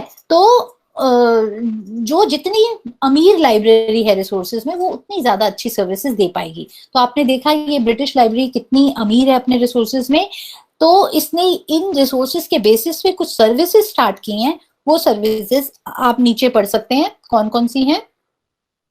British library document supply service centre service, जिसे पहले ब्रिटिश लाइब्रेरी डायरेक्ट सर्विस कहा जाता था, ये एक इंटीग्रेटेड सर्विस है लाइब्रेरी की, जिसमें copyright fee paid document delivery service and current awareness service. इसमें क्या होता है कि करंट अवेयरनेस सर्विस दी जाती है। करंट अवेयरनेस सर्विस आपको भी इसमें full online access table of contents का दिया जाता है, हाईली यूज जर्नल्स का, and access to 5 years old full text journals archive. तो जितने भी जर्नल्स हैं, जर्नल्स में मैंने आपको बहुत बार बता दिया कि journals primary source of information है। तो जो भी रिसर्चर्स होते हैं वो मेनली जर्नल्स को रेफर करते हैं। फर्स्ट नंबर पे उनकी प्रायोरिटी क्या होती है? जर्नल्स। और इसीलिए जो लाइब्रेरी सिर्फ किताबों से भरी हुई है और जर्नल्स सब्सक्राइब नहीं करती, वो लाइब्रेरी कभी भी रिच लाइब्रेरी नहीं मानी जाती। वो लाइब्रेरी कभी भी रिच लाइब्रेरी नहीं मानी जाती जिसमें जर्नल्स नहीं आते, क्योंकि journals primary source of information है, उनमें फर्स्ट हैंड ओरिजिनल इंफॉर्मेशन पर जपती है, जबकि जो बुक्स हैं वो वही इंफॉर्मेशन को रीफर्बिश करके रेप्लिकेट करके छापते हैं। तो जितने भी रिसर्चर्स हैं पूरे वर्ल्ड में वो सबसे ज्यादा जर्नल्स को रेफर करते हैं, क्योंकि जर्नल्स में current primary first hand information होती है। तो ये जो सर्विस है इसमें क्या किया जाता है, इस सर्विस में टेबल ऑफ कंटेंट, जितने भी ऐसे जर्नल्स हैं वो जो बहुत ज्यादा रेफर किए जाते हैं, यानी कि सबसे ज्यादा यूज होने वाले जर्नल्स, उन जर्नल्स के टेबल ऑफ कंटेंट्स को डिजिटल फॉर्मेट में अपने यूजर्स को भेजते हैं वो, ताकि सबको पता चल जाए कि इन जर्नल्स के ये टेबल ऑफ कंटेंट्स है, इसमें ये छपा है इस बार। टेबल ऑफ कंटेंट तो समझते हो ना, पहला पेज जिसमें लिखा होता है कि ये टाइटल, ये ऑथर और ये पेज नंबर पे ये है। टेबल ऑफ कंटेंट तो समझते हैं ना सब? Yes ma'am. और फिर आर्काइव, पिछले 5 साल का फुल टेक्स्ट आर्काइव भी दिया जाता है। ये तो आपने टेबल ऑफ कंटेंट शेयर कर दिए ऑनलाइन फॉर्म में, उसके बाद पिछले 5 साल का आर्काइव भी, आर्काइव मैंने आपको बहुत बार बता दिया, ARCHIVE, जिससे अंशुमन ने हाईलाइट भी किया हुआ है। फुल टेक्स्ट जर्नल आर्काइव, यानी कि पीछे के, आर्काइव मतलब होता है पीछे के इश्यूज का जो संग्रह होता है, पीछे के इश्यूज के संग्रह को एक्सेस करने की फुल टेक्स्ट, वो भी पूरा आर्टिकल आप पढ़ सकते हो, बिब्लियोग्राफिक डिटेल्स नहीं, फुल टेक्स्ट की वो भी दी जाती है, सर्विस भी दी जाती है। और इस सर्विस को लेने के लिए कितने रिसर्चर्स रजिस्टर्ड है? 40,000 रिसर्चर्स, और ये सर्विस उन्हें पेमेंट बेसिस पे की जाती है। मतलब अगर आप मेंबर बनते हो तो आपसे पूछा जाता होगा कि भाई आपने ये सर्विस लेनी है, अगर लेनी है तो आपकी लाइब्रेरी जो फी है उसमें ये वाली सर्विस के पैसे भी जुड़ जाएंगे, ठीक है। तो इसे British library document supply service कहते हैं। ये सब्सक्रिप्शन बेस्ड सर्विस है, जितने सब्सक्राइबर्स, जितने यूजर्स इसको सब्सक्राइब करेंगे उनको ये सर्विस मिलेगी। तो इसमें आपको सर्च भी कर सकते हो, आप अगले पेज पे सर्च भी कर सकते हो, और सारे जर्नल आर्टिकल्स को डाउनलोड फैसिलिटी भी इसमें दी जाती है। उसके बाद कौन सी सर्विस देती है ये British library? British library direct plus. British library direct plus क्या करती है? Electronic table of contents, Google scholar, एक पबमेड करके बहुत बढ़िया डेटाबेस है मेडिकल साइंस का, ये सारे डेटाबेसेस की आपको एक्सेस प्रोवाइड करती है, जिसमें क्या क्या है? 3 लाख जर्नल टाइटल्स हैं और 4 लाख कॉन्फ्रेंस प्रोसीडिंग्स हैं। और ये आर्काइवल सर्चिंग कहाँ तक देती है? 1940 से लेके आज तक के आप इश्यूज को इसमें कर सकते हो, एक्सेस कर सकते हो। फिर पब्लिशर्स डिजिटाइजेशन सर्विस है, ये जितनी भी आपकी ओल्ड पब्लिकेशंस हैं पब्लिशर्स की, उनको डिजिटाइज करती है। डिजिटाइज का मतलब मैंने आपको बता दिया है कि पूरे की पूरी किताब को ऑनलाइन ट्रांसफॉर्म करने को डिजिटाइज कहते हैं। जैसे जो आपकी ये किताब है, ये डिजिटाइज वर्जन है आपकी बुक नंबर 3 का। जो लाइब्रेरी कैटलॉग होते हैं उसे अगर कोई डिजिटाइजेशन कहता है तो बिल्कुल गलत कहता है। ये कई बार मैं सुनती हूँ तो मुझे बहुत दुख होता है कि लोगों को डिजिटाइजेशन और ऑटोमेशन में ही फर्क नहीं पता होता। तो ऑटोमेशन और डिजिटाइजेशन बिल्कुल 2 अलग कॉन्सेप्ट हैं, उनका आपस में कोई लेना देना नहीं है। डिजिटाइजेशन का मतलब होता है कि पूरी की पूरी किताब को ही स्कैन करके PDF में बदल देना, वो डिजिटाइजेशन है। ऑटोमेशन का मतलब होता है जैसे आपकी ऑटोमेटिक वॉशिंग मशीन है, वो क्या करती है, आपको हाथ से नहीं धोने पड़ते, ऑटोमेटिकली सब कुछ हो जाता है। तो ऑटोमेशन में क्या है, बिब्लियोग्राफिक डेटाबेस बनाते हो, ऑटोमेटिकली किताब आपको कंप्यूटर के थ्रू पता चल जाती है कि ये किताब है या नहीं है, उसकी बिब्लियोग्राफिक डिटेल्स पता चलती हैं, पूरी किताब नहीं मिलती आपको। वो बिब्लियोग्राफिक डेटाबेस अलग है, फुल टेक्स्ट डेटाबेस अलग है। बिब्लियोग्राफिक डेटाबेस हम ऑटोमेशन के दौरान बनाते हैं, फुल टेक्स्ट डेटाबेस हम डिजिटाइजेशन के दौरान बनाते हैं। इसीलिए कभी इसमें कंफ्यूज मत होना। मैंने बहुत बड़े बड़े प्रोफेशनल्स को भी इन दोनों कॉन्सेप्ट्स की क्लैरिटी नहीं देखी, जिसे देख के मुझे बहुत फील होता है। और हर शब्द की गहराई में जाते हैं, उसके शब्द में ही उसका मतलब होता है, ठीक है। इसके बाद ब्रिटिश लाइब्रेरी रीप्रिंट्स है, ये भी एक सर्विस है, ये आप बेटे पढ़ लेना सारा। इलेक्ट्रॉनिक थीसिस है, थीसिस आपको पता है जो भी रिसर्च की जाती है उस रिसर्च की को जो डॉक्यूमेंट किया जाता है उस डॉक्यूमेंट का नाम थीसिस होता है। थीसिस किसे कहते हैं? जो भी आप रिसर्च कर रहे हो, चाहे वो MLIS में कर रहे हो, चाहे MPhil में कर रहे हो, चाहे PhD में कर रहे हो, उस रिसर्च की जो फाइंडिंग्स हैं पहले से लेके आखिरी तक जो आपकी फाइंडिंग्स हैं वो जो है आपको उसमें करनी होती है। थीसिस जो रिसर्च की जो डॉक्यूमेंटेशन है उसको क्या कहते हैं, उस किताब को, उस मैन्युस्क्रिप्ट को थीसिस कहते हैं, ठीक है। जो और मैं आपको बता चुकी हूँ कि जो डॉक्यूमेंट एक फ्रीक्वेंसी पे बार बार बाहर आता है उसे पीरियोडिकल कहते हैं, और जो डॉक्यूमेंट में रिसर्च की इंफॉर्मेशन स्टोर की जाती है उसे वो थीसिस कहा जाता है, और जो सिंपल किताब होती है उसे बुक कहा जाता है। ठीक है, तो ये सारी इंफॉर्मेशन आप लोगों को पता होनी चाहिए। फिर higher education scanning service licence. हाँ जी बोलो। एक मिनट, थीसिस जो होती है क्या वो सिर्फ और सिर्फ टेक्निकल रिसर्च से जुड़े हुए डेटाबेस से ही उन्हीं की ही होती है, या फिर किसी अदर स्टोरी टेलिंग या किसी अदर प्रोडक्शन हाउस या उनकी किसी और चीज में भी थीसिस बनाई जा सकती है? देखो बेटा, थीसिस बेसिकली क्या है, रिसर्च ओरिएंटेड डॉक्यूमेंट है। थीसिस क्या है, जिसमें किसी भी टॉपिक पे जो रिसर्च की है उसके आउटकम को जो स्टोर किया हुआ है उसे थीसिस करते हैं। वो जो टॉपिक है वो कोई भी हो सकता है, जरूरी नहीं है वो साइंटिफिक ही हो, जरूरी नहीं है वो टेक्निकल। हम दे सकते हैं इनको समझाने के लिए कि मैं पीएचडी कर रही हूँ और मुझे महात्मा गांधी पर ही रिसर्च करना है, तो ये मेरा थीसिस हुआ। ये जरूरी नहीं होता किसी इलेक्ट्रॉनिक फॉर्म में या किसी तरह का हम ले रहे हो रिसर्च में, ये कुछ भी हो सकता है। टॉपिक बेटा कुछ भी हो सकता है, पर जो रिसर्च करने का एक तरीका होता है वो हर सब्जेक्ट में सिमिलर होता है। देखो इंग्लिश वाले भी करते हैं रिसर्च, पीएचडी करते हैं, वो लिटरेचर शेक्सपियर पे करते हैं रिसर्च। ठीक है, हिंदी वाले करते हैं, वो किसी हरिवंश राय बच्चन पे करेंगे, किसी ना किसी पे रिसर्च की जाती है। जो साइंस वाले हैं वो एक्सपेरिमेंटल स्टडी करते हैं कि किसी टॉपिक को उठाते हैं, उस पर एक्सपेरिमेंट करते हैं और फिर निकालते हैं क्या रिजल्ट निकला। ठीक है, तो बट जो रिसर्च है उसका बेसिक पर्पस ये होता है कि आप एक टॉपिक के किसी नए पहलू को एक्सप्लोर करके निकाल के लाते हो। एक टॉपिक ऑलरेडी एग्जिस्ट करता है, उसको पहले आप पूरे अच्छे से स्टडी करते हो उसके सारे पहलुओं को, और फिर कोई ऐसा पहलू जो आपको लगता है ये पहलू इसमें छूटा हुआ है, इस पहलू पे किसी ने पढ़ाई नहीं की, उस पहलू को खोजते हो और उस पहलू से रिलेटेड इंफॉर्मेशन को नया निकाल के लाते हो, उसे रिसर्च कहते हैं। तो जो रिसर्च की इंफॉर्मेशन है जब वो किसी किताब में बंद की जाती है तो उस किताब को थीसिस कहते हैं, और वो थीसिस अगर इलेक्ट्रॉनिक फॉर्मेट में हो जाएगी तो ई थीसिस कहेंगे। आप समझ आई? थैंक यू, यस मैम, आगे समझ। ठीक है, तो उसके बाद हम कनाडा का ये जो हमारा नेशनल रिसर्च काउंसिल है, Canada institute for scientific and technical information, ये हमारा एक इसमें कौन कौन से सब्जेक्ट्स के इंफॉर्मेशन सोर्सेज हैं ये बार बार बेटे याद रखना है। जो इंफॉर्मेशन सोर्सेज हैं वो बहुत तरीके के होते हैं। मुझे कोई बताएगा कि how many types of information sources are there? Let me know. मैं इतने दिनों से इतना बता रही हूँ। How many types of information sources are there? Give me some examples of information sources. Ma'am, primary, secondary and tertiary sources. They are तो बेटा kinds. They are kinds. Kinds is newspaper, television, radio, etc. Library में जिनमें television radio हम library में थोड़ी ना करते हैं। I am asking about how what kind of information sources are there in libraries. जो आपने भारत बताया वो प्राइमरी, सेकेंडरी, टर्शियरी, तो कैटेगराइजेशन है कि हम इंफॉर्मेशन सोर्सेज को 3 भागों में बांट सकते हैं। ये प्राइमरी हैं, ये सेकेंडरी हैं, ये टर्शियरी हैं।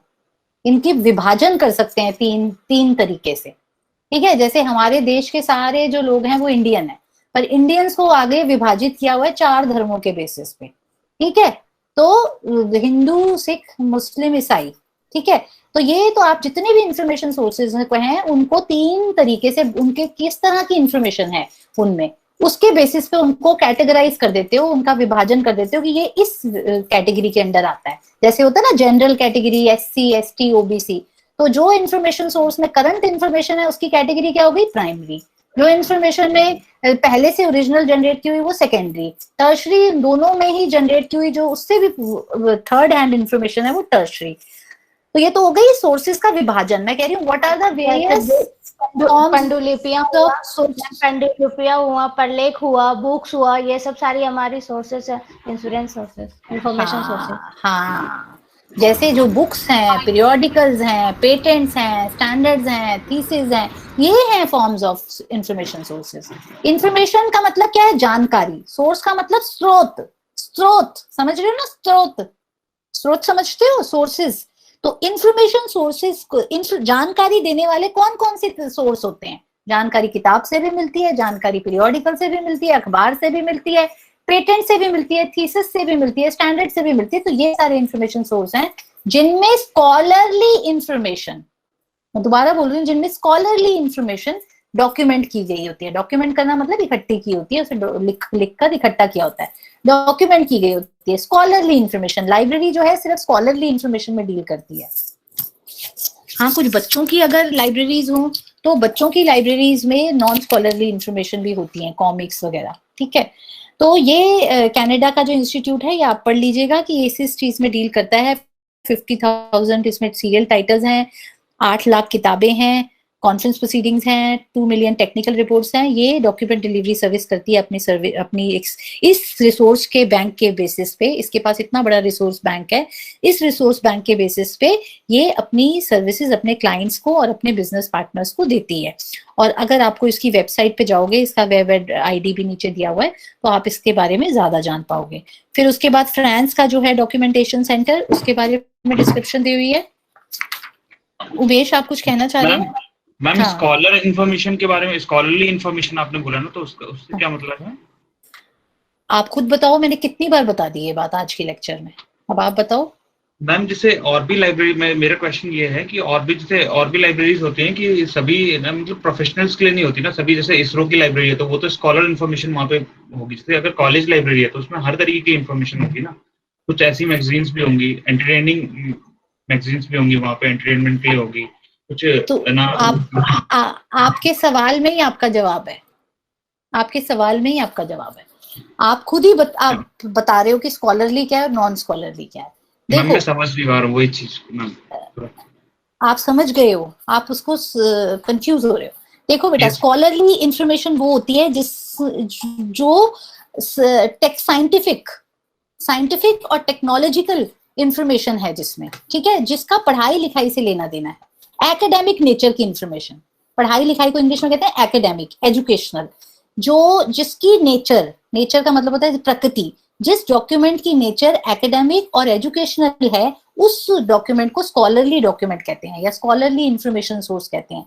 पर जिस डॉक्यूमेंट की प्रकृति स्कॉलरली नहीं है, एजुकेशनल नहीं है, एकेडमिक नहीं है, लाइट रीडिंग है। लाइट रीडिंग का मतलब होता है मजे करने के लिए या आराम से अपना टाइम पास करने के लिए, ठीक है। हाँ, जैसे चंपक हो गई, ये सब हो गया, तो ये नॉन स्कॉलरली पब्लिकेशंस हैं। तो जो आपने बेटे बात कही, उमेश का था ना, जो उमेश से बात हो रही थी ना मेरी। Yes ma'am, yes ma'am. तो जो बेटे आपने बात कही, जो सारी लाइब्रेरीज हैं वो मेजरली स्कॉलरली इंफॉर्मेशन ही कंपाइल करती हैं। लाइब्रेरीज का मेन फंक्शन ही होता है स्कॉलरली इंफॉर्मेशन को डॉक्यूमेंट करना। लाइब्रेरीज बनने का जो पर्पस है, गोल है, इस पर्पस को हिंदी में क्या कहेंगे, उद्देश्य। जो लाइब्रेरीज को एस्टैब्लिश करने का उद्देश्य है वो यही है कि उसमें स्कॉलरली इंफॉर्मेशन को, एजुकेशनल इंफॉर्मेशन को आर्काइव किया जाता है। जो आपने बोला कि कॉलेजेस में भी तो बेटे पढ़ाई तो हो रही है, एजुकेशनल इंफॉर्मेशन ही तो है वहां पर। उसमें टेक्स्ट बुक्स हैं बच्चों के लिए, तो वो भी तो स्कॉलरली है। उसमें रेफरेंस बुक्स हैं, उसमें जर्नल्स आते हैं, सब कुछ स्कॉलरली है। हाँ, कुछ पार्ट कभी 5 या 10%, 90% रिसोर्सेज तो स्कॉलरली होते हैं। 10% लाइट रीडिंग भी ले लिए जाते हैं, क्योंकि बच्चों को पढ़ने की तरफ इंक्लिनेशन आए। इंक्लिनेशन मतलब झुकाव आए। क्योंकि अगर आप सीधा ही मोटी मोटी एजुकेशनल किताबें बच्चों के सामने डाल दोगे तो उनका पढ़ने से हो सकता है इंटरेस्ट ना जमे। अगर उन्हें कोई ऐसी सिंपल जिनसे उनका इंटरेस्ट जमे, ऐसी भी 10% किताबें आप रखते हो नॉन स्कॉलरली भी, तो एटलीस्ट बच्चों की और यूजर की लाइब्रेरी की तरफ झुकाव बना रहता है, और उन्हीं के बहाने वो कम से कम लाइब्रेरी में आना जाना शुरू करता है। तो आपको अपने यूजर्स में इनकलकेट भी करनी होती है हैबिट पढ़ने की। जैसे जो छोटे बच्चे हैं जिन्हें अभी पढ़ना भी नहीं आता, जो सेंटेंस भी नहीं पढ़ पाते, आजकल के स्कूल्स में क्या करते हैं, उनको पिक्टोरियल बुक्स दे देते हैं। पिक्टोरियल बुक्स का मतलब होता है जिनमें सिर्फ पिक्चर्स हैं, ताकि किताब की तरफ बच्चे का लगाव पैदा हो। बच्चा किताब देखे, उसकी किताब के पन्ने पलटे और सुंदर सुंदर रंगीन पिक्चर्स देखे, उन पे हाथ रखे, ये वाला कलर है ये, ताकि उसका किताब की तरफ लगाव पैदा हो। तो लाइब्रेरी कर क्या रही है एक्चुअली? कर तो एजुकेशन, उसका जो प्राइमरी ऑब्जेक्टिव है, जो प्राइमरी गोल है, उद्देश्य है, वो यही है कि पढ़ने और पढ़ाने की तरफ लगाव पैदा करना लोगों का।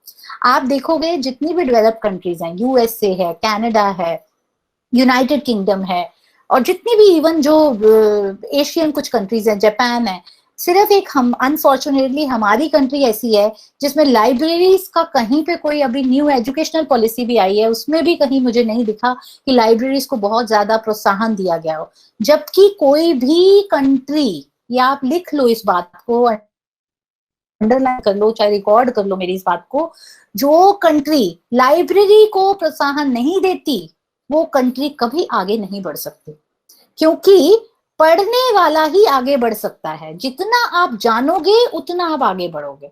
और पढ़ने की आदत दूसरी कंट्रीज में इतनी ज्यादा दर्दी होती है कि वो आते जाते सब्जी लेने जा रहे हैं, वो आते जाते लाइब्रेरी विजिट करते हैं। वहां पर एक ऐसा प्रोविजन होता है कि हर 2 किलोमीटर पे एक लाइब्रेरी होती है, और वहां पे रहने वाला रेजिडेंट वहां जाके उसका फ्री में मेंबर बन सकता है, वहां की सर्विसेज ले सकता है। तो ये जो आप नॉन स्कॉलरली बोल रहे हो, नॉन स्कॉलरली भी थोड़ी इंफॉर्मेशन होती है, वो लोगों में रीडिंग हैबिट इनकलकेट करने के लिए, लोगों में पढ़ने की तरफ लगाव को पैदा करने के लिए वो नॉन स्कॉलरली होती है। बट मेजरली लाइब्रेरीज का रोल होता है स्कॉलरली इंफॉर्मेशन को डॉक्यूमेंट करना और एकेडमिक इंफॉर्मेशन को प्रमोट करना। ठीक है, अब मैं क्लियर हूँ Umesh? Yes ma'am, thank you. ठीक है, तो अब उसके बाद हम निस्केयर पे आते हैं। ये हमारी अपनी कंट्री का है, इसे थोड़ा अच्छे से पढ़ लेते हैं, क्योंकि ये आप अगर हो, आपको पता होगा कि ये आपको काम आएगा। ये service decentralise collection of resources पे है। तो अब डिसेंट्रलाइज का मतलब क्या है कि ये अपने तरफ, अपने लाइब्रेरी में इन्होंने सारे रिसोर्सेज नहीं इकट्ठे कर रखे, इन्होंने क्या कर रखा है, रिसोर्सेज को की एक वो नेटवर्क बना रखा है कि ये लाइब्रेरीज में इस सब्जेक्ट से रिलेटेड इंफॉर्मेशन है। जो मेजर लाइब्रेरीज है उनको आइडेंटिफाई कर रखा है। तो ये decentralised form of document delivery service centre है, और इसको नेशनल साइंस लाइब्रेरी भी कहते हैं। इसकी अपनी कलेक्शन कितनी है? अपनी कलेक्शन है 12 लाख, नहीं सॉरी 1,20,000 बाउंड वॉल्यूम्स हैं पीरियोडिकल्स के, और 1250 इंडियन और 350 फॉरेन पीरियोडिकल्स, और 4,256 इंटरनेशनल इलेक्ट्रॉनिक जर्नल्स ये लोग अपने आप सब्सक्राइब करते हैं। और जो इन्होंने डाटाबेस बना रखा है, जो इन्होंने यूनियन कैटलॉग बना रखा है, उसका क्या नाम है? NUCSSI, national union catalogue of scientific serials in India. जितने भी सीरियल्स का मतलब बताएगा कोई? पीरियोडिकल। शाबाश। सीरियल्स और पीरियोडिकल सिनोनिम्स हैं। सिनोनिम्स का मतलब क्या होता है? सिमिलर, हाँ, वेरी गुड वेरी गुड। तो यानी कि पीरियोडिकल और सीरियल, अगर मैं पीरियोडिकल कहूँ तब भी एक ही बात है, सीरियल कहूँ तब भी एक बात है। तो जितने भी सीरियल्स पीरियोडिकल्स कौन से सब्जेक्ट में छपते हैं? न्यूज़पेपर मैगजीन्स वगैरह आते हैं ना इसमें। तो हाँ, सीरियल्स में न्यूज़पेपर और मैगजीन आती है। तो जितने भी साइंटिफिक सीरियल्स हैं इंडिया में छपने वाले, उनका इन्होंने कैटलॉग बनाया हुआ है, यूनियन कैटलॉग।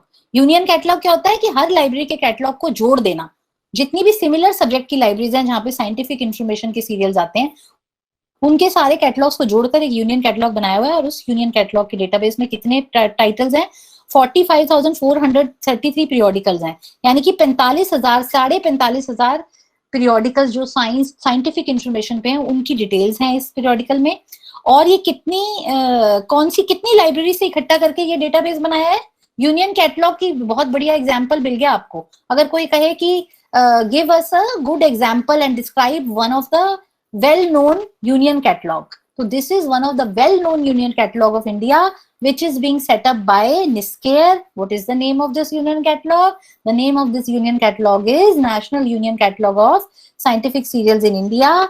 और ये union catalog इतने periodical titles को cater करता है, और कितनी libraries के information को मिलाकर ये union catalog मिला है? 564 scientific and technological libraries जो हैं country की, उनके कैटलॉग को मिलाकर, यानी कि आप एक ही जगह इस कैटलॉग को अगर एक्सेस करोगे तो 564 लाइब्रेरीज की इंफॉर्मेशन एक ही स्क्रीन से, एक कंप्यूटर स्क्रीन से आपको पता चल जाएगी। आपको 564 लाइब्रेरीज में जाने की जरूरत नहीं है। ये ब्यूटी है इस यूनियन कैटलॉग सर्विस की। और ये यूनियन कैटलॉग सर्विस कौन प्रोवाइड कर रहा है, कौन बना रहा है ये यूनियन कैटलॉग? ये वाला document delivery service NISCAIR. Centre ये यूनियन कैटलॉग बना रहा है, 564 लाइब्रेरी से ये कोऑर्डिनेट करता है, उनके कैटलॉग को उनसे लेता है, डेटाबेस बनाता है, और क्या होता है, निस्केयर में रिक्वेस्ट आती है, निस्केयर में रिक्वेस्ट आती है कि हमें ये डॉक्यूमेंट चाहिए, और निस्केयर ये डॉक्यूमेंट अरेंज करके देता है, ठीक है। और कुछ वो अकेला ये काम नहीं करता, उसने डिसेंट्रलाइज कर रखा है इस सिस्टम को। निस्केयर ने डिसेंट्रलाइज मतलब होता है अपने काम को आगे लोगों को बांट रखा है। किस किस को बांट रखा है? Indian agriculture research institute library, national medical library, Delhi university library, ठीक है। तो 80% जो है इसमें जो वो आती है, डिमांड आती है, वो किसकी आती है? मैंने आपको बार बार बता दिया, रिसर्च में डिमांड एक ही चीज की होती है, जर्नल आर्टिकल्स की, ठीक है। तो हाँ बोलो। इसको ओपेक द्वारा भी स्टूडेंट मतलब एक्सेस कर सकते हैं? ऑनलाइन पब्लिक एक्सेस कैटलॉग कह रहे बेटे, जितने भी यूनियन कैटलॉग होते हैं उन्हें एक्सेस करने के सिस्टम को ओपैक कहते हैं, पब्लिक, हाँ, ठीक है।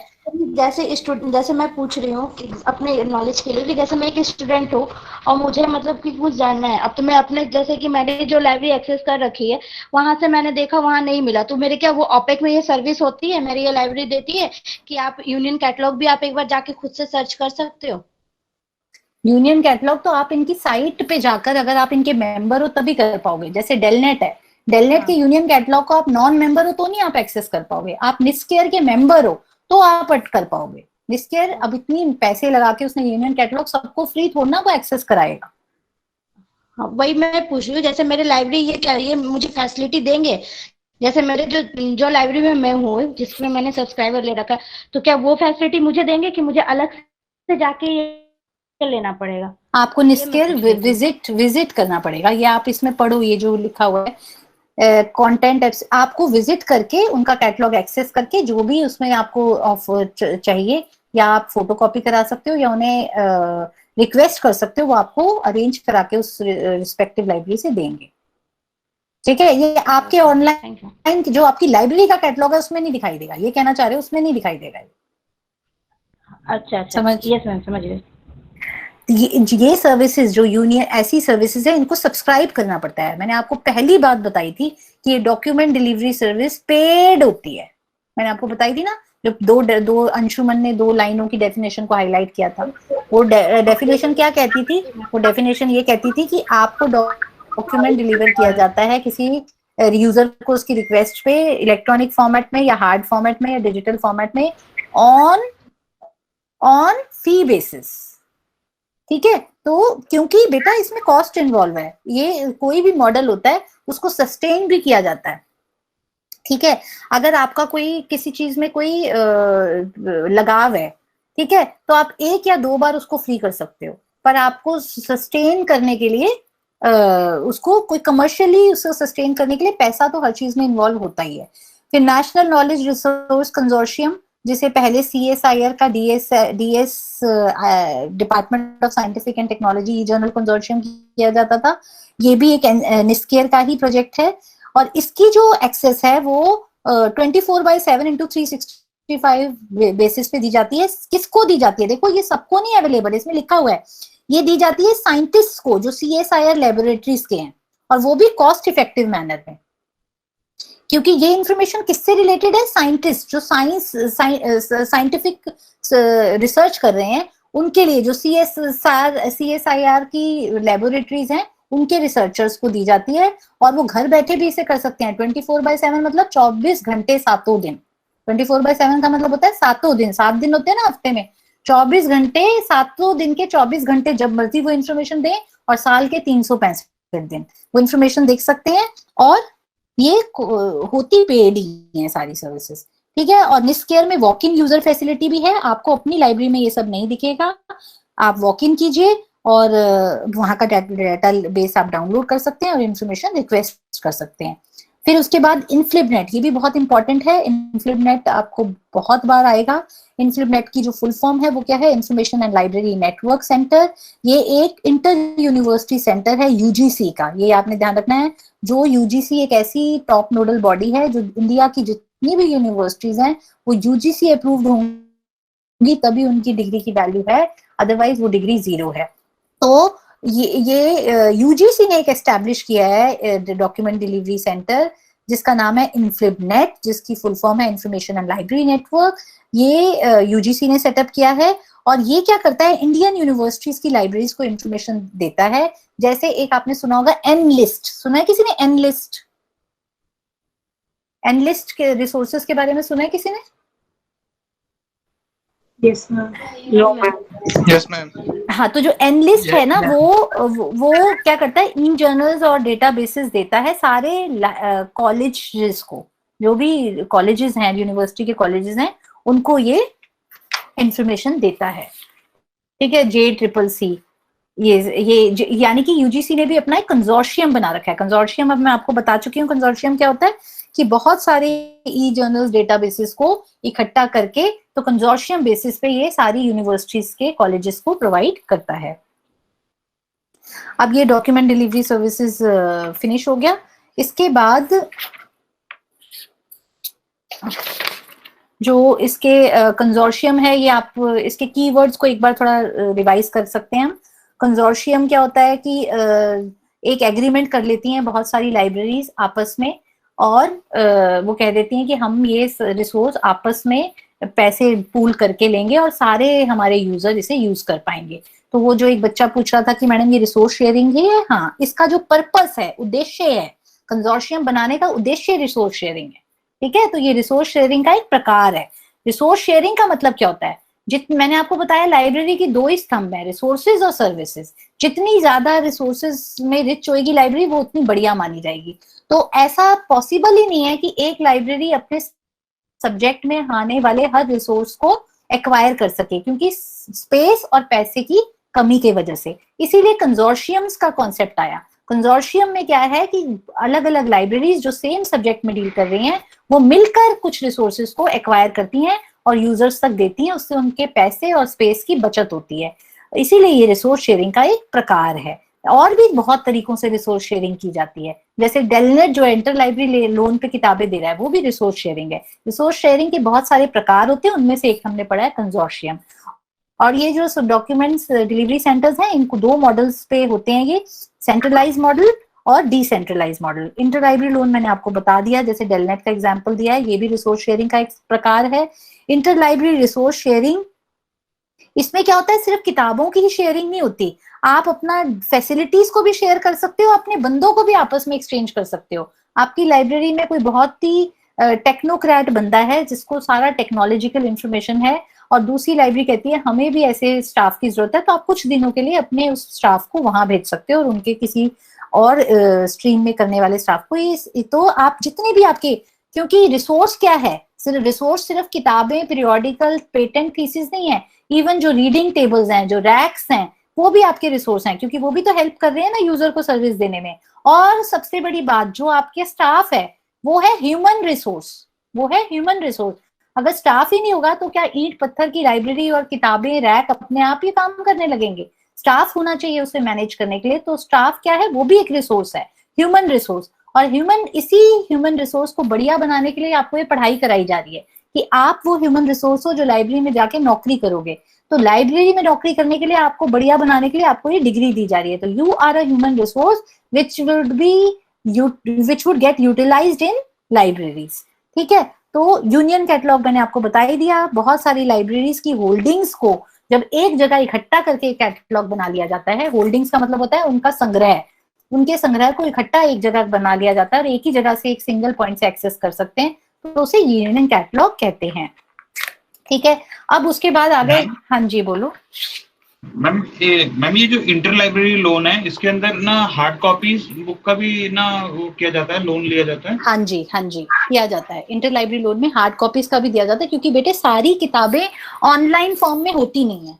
ठीक है, और किताबें कम होती हैं ऑनलाइन फॉर्म में, जर्नल ज्यादा होते हैं। उसका कारण ये है कि किताबों का जो ऑथर है उसके पास उसका कॉपीराइट होता है। तो जब किसके ऑथर या पब्लिशर के पास, तो वो कॉपीराइट जब तक उसके पास है, तो आप उसकी इजाजत के बिना उसे वो नहीं कर सकते, डिजिटाइज फॉर्म में कन्वर्ट नहीं कर सकते। और जो इलेक्ट्रॉनिक जर्नल्स हैं, वो तो मोस्टली जर्नल्स दोनों फॉर्म में ही पैदा होते हैं, हार्ड फॉर्म में भी और सॉफ्ट फॉर्म में भी, इसलिए उनको तो जो ये डेलनेट का मैं एग्जांपल दे रही हूँ, यहाँ पर मोस्टली हार्ड फॉर्म में ही किताबें दी जाती हैं। कोई किताब कोई ढूंढ रहा है, उसे नहीं मिलती, वो डेलनेट का मेंबर है, उसका यूनियन कैटलॉग सर्च करता है, उसे दिखता है कि ये किताब एफएमएस में है, फैकल्टी ऑफ मैनेजमेंट स्टडीज में, वो डेलनेट को फोन करता है कि ये किताब एफएमएस में दिख रही है। डेलनेट वाले अपने ड्राइवर को भेजते हैं, एफएमएस से वो किताब इशू करवाते हैं, वो किताब जिस ऑफिस ने मांगी है उसको दे के आते हैं। तो हार्ड कॉपी का भी इंटरलाइब्रेरी लोन होता है। ठीक है, थैंक यू मैम। उसके बाद हम यूनिट 9 पे आ गए। ठीक है, यूनिट 9 हमारा है इलेक्ट्रॉनिक डॉक्यूमेंट डिलीवरी सर्विस। इसको हम फटाफट करेंगे क्योंकि आज ये किताब खत्म करनी है हमें। इसमें कुछ नहीं है, इसमें जो इलेक्ट्रॉनिक डॉक्यूमेंट सर्विसेज के कुछ एग्जांपल्स दिए हुए हैं। जैसे पीछे किसके एग्जांपल पढ़े हैं हमने, पिछले यूनिट में हमने किसके एग्जांपल पढ़े हैं? डॉक्यूमेंट डिलीवरी सर्विसेज के। डॉक्यूमेंट डिलीवरी सर्विस किसके? सेंटर्स के। डॉक्यूमेंट डिलीवरी सर्विस सेंटर्स के। जैसे हमने एक ब्रिटिश लाइब्रेरी सेंटर्स, जैसे एक ब्रिटिश लाइब्रेरी पढ़ी, एक फ्रांस की पढ़ी, एक कनाडा की पढ़ी, इंडिया की निस्केयर पढ़ी। ठीक है, इन्फ्लिबनेट पढ़ा यूजीसी का। ये सारे सेंटर्स हैं और ये है सर्विसेज। सेंटर्स और सर्विसेज में क्या फर्क होता है? सेंटर्स और सर्विसेज में क्या फर्क होता है? सेंटर एक अस्थायी रूप में भी हो सकता है, सर्विसिंग हम किसी को देते हैं। नहीं, ये सही आंसर नहीं है। इस आंसर से मैं सेटिस्फाई नहीं हूँ। सेंटर और सर्विस में क्या फर्क होता है? मैम सेंटर वो होता है जहाँ से हम इंफॉर्मेशन लेते हैं, और सर्विस वो है जो सेंटर प्रोवाइड कर रहा है हमें। वेरी गुड, ये बिल्कुल राइट आंसर है, ये राइट आंसर है। सेंटर वो स्थान जिसने सारी सर्विसेज को यूनियन कैटलॉग बनाया है, इकट्ठा किया है, जो हमने पीछे एग्जाम्पल पढ़े, ब्रिटिश लाइब्रेरी, कनाडा वाली, फ्रांस वाली, इन्फ्लिबनेट वाली। ठीक है, ये सारे सेंटर्स हैं जिन्होंने सारी जो सेम सब्जेक्ट की लाइब्रेरीज हैं उनसे इंफॉर्मेशन इकट्ठी करके सेंट्रलाइज या डिसेंट्रलाइज मॉडल में उन्हें इकट्ठा किया है। अब ये सेंटर्स जो सुविधाएं देते हैं उसे सर्विस कहते हैं। जैसे आपने ब्रिटिश लाइब्रेरी की बड़ी सारी सुविधाएं देखी थी कि एक सुविधा वो ये देते हैं कि जर्नल के आर्टिकल्स का टेबल ऑफ कंटेंट्स देते हैं और पीछे के पिछले 5 साल का फुल टेक्स्ट देते हैं, तो वो सर्विस देता है। कौन सर्विस देता है? ब्रिटिश लाइब्रेरी सेंटर वो सर्विस देता है। तो ये सेंटर और सर्विस में डिफरेंस होता है। ठीक है, ठीक है, ओके मैम। तो अब ये सर्विसेज हैं। ठीक है, तो अब जैसे ऑनलाइन कंप्यूटर लाइब्रेरी सेंटर है, ये भी बहुत ही रेपुटेड यूएसए का सेंटर है। जो करता क्या है, ये भी यूनियन कैटलॉग बनाता है। ठीक है, और वर्ल्ड का, दुनिया का सबसे बड़ा कंप्यूटराइज्ड जो इंटर लाइब्रेरी लोन सर्विस है, वो अगर कोई आपसे पूछे which is the world's largest inter library loan service in the world, you would say OCLC, online computer library centre. World का एक ऐसा डॉक्यूमेंट डिलीवरी सेंटर है जो सबसे बड़ा है। और ये क्या करता है, इसने कोऑपरेटिव कैटलॉगिंग कर रखी है। कोऑपरेटिव कैटलॉगिंग मतलब पूरे दुनिया की किताबों की, लाइब्रेरीज की किताबों को कैटलॉग इकट्ठे एक जगह कर रखा है। कितनी लाइब्रेरीज के कैटलॉग हैं इसके पास? 72,000 लाइब्रेरीज के कैटलॉग हैं, आर्काइव्स एंड म्यूजियम्स 170 कंट्रीज में। और ये क्या करता है, उनको कैटलॉग करता है। और इस यानी कि ये वर्ल्ड का कैटलॉग है। देखो, जो डेलनेट है वो कहाँ है? नेशनल लेवल कैटलॉग है। यानी कि डेलनेट की जितनी भी लाइब्रेरीज मेंबर हैं, उनके सारे कैटलॉग डेलनेट के यूनियन कैटलॉग हैं, तो नेशनल लेवल कैटलॉग है। और ये क्या है? इंटरनेशनल लेवल कैटलॉग है।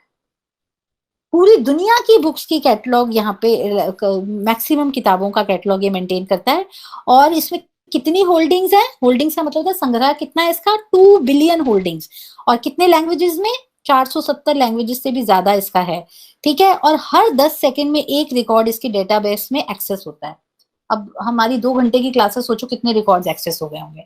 10 सेकंड में, हर 10 सेकंड में एक रिकॉर्ड इसके डेटाबेस में ऐड होता है। और हर 1 सेकंड में यूजर इसको जाके सर्च करता है। पर इसमें कौन सी चीज है? इसमें अब देखो दोबारा वही वर्ड आया है, आप इस बात को ध्यान में दीजिए।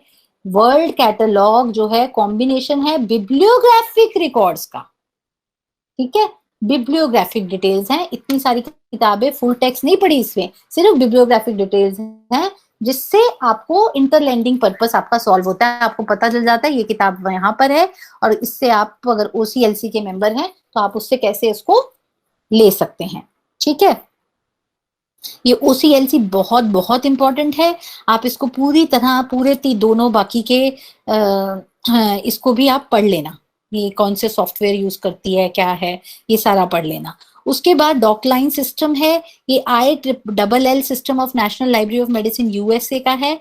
ये भी बहुत बड़ा national library of medicine referral system है। रेफरल सिस्टम बताएगा कोई क्या होता है? मैंने पढ़ाया हुआ है, क्या होता है referral system? Ma'am yes ma'am, referral system उसे हम बोलते हैं जब मुझे कोई चीज की इंक्वायरी है और मेरी लाइब्रेरी मुझे उस सोर्स के बारे में बताती है कि ये चीज यहाँ से मिलेगा, तो वो एक रेफरल दे रही है। शाबाश, वेरी गुड। इसका मतलब मेरा पढ़ाना ही हो गया ना मैम। अच्छे से पढ़ाई क्लियर है।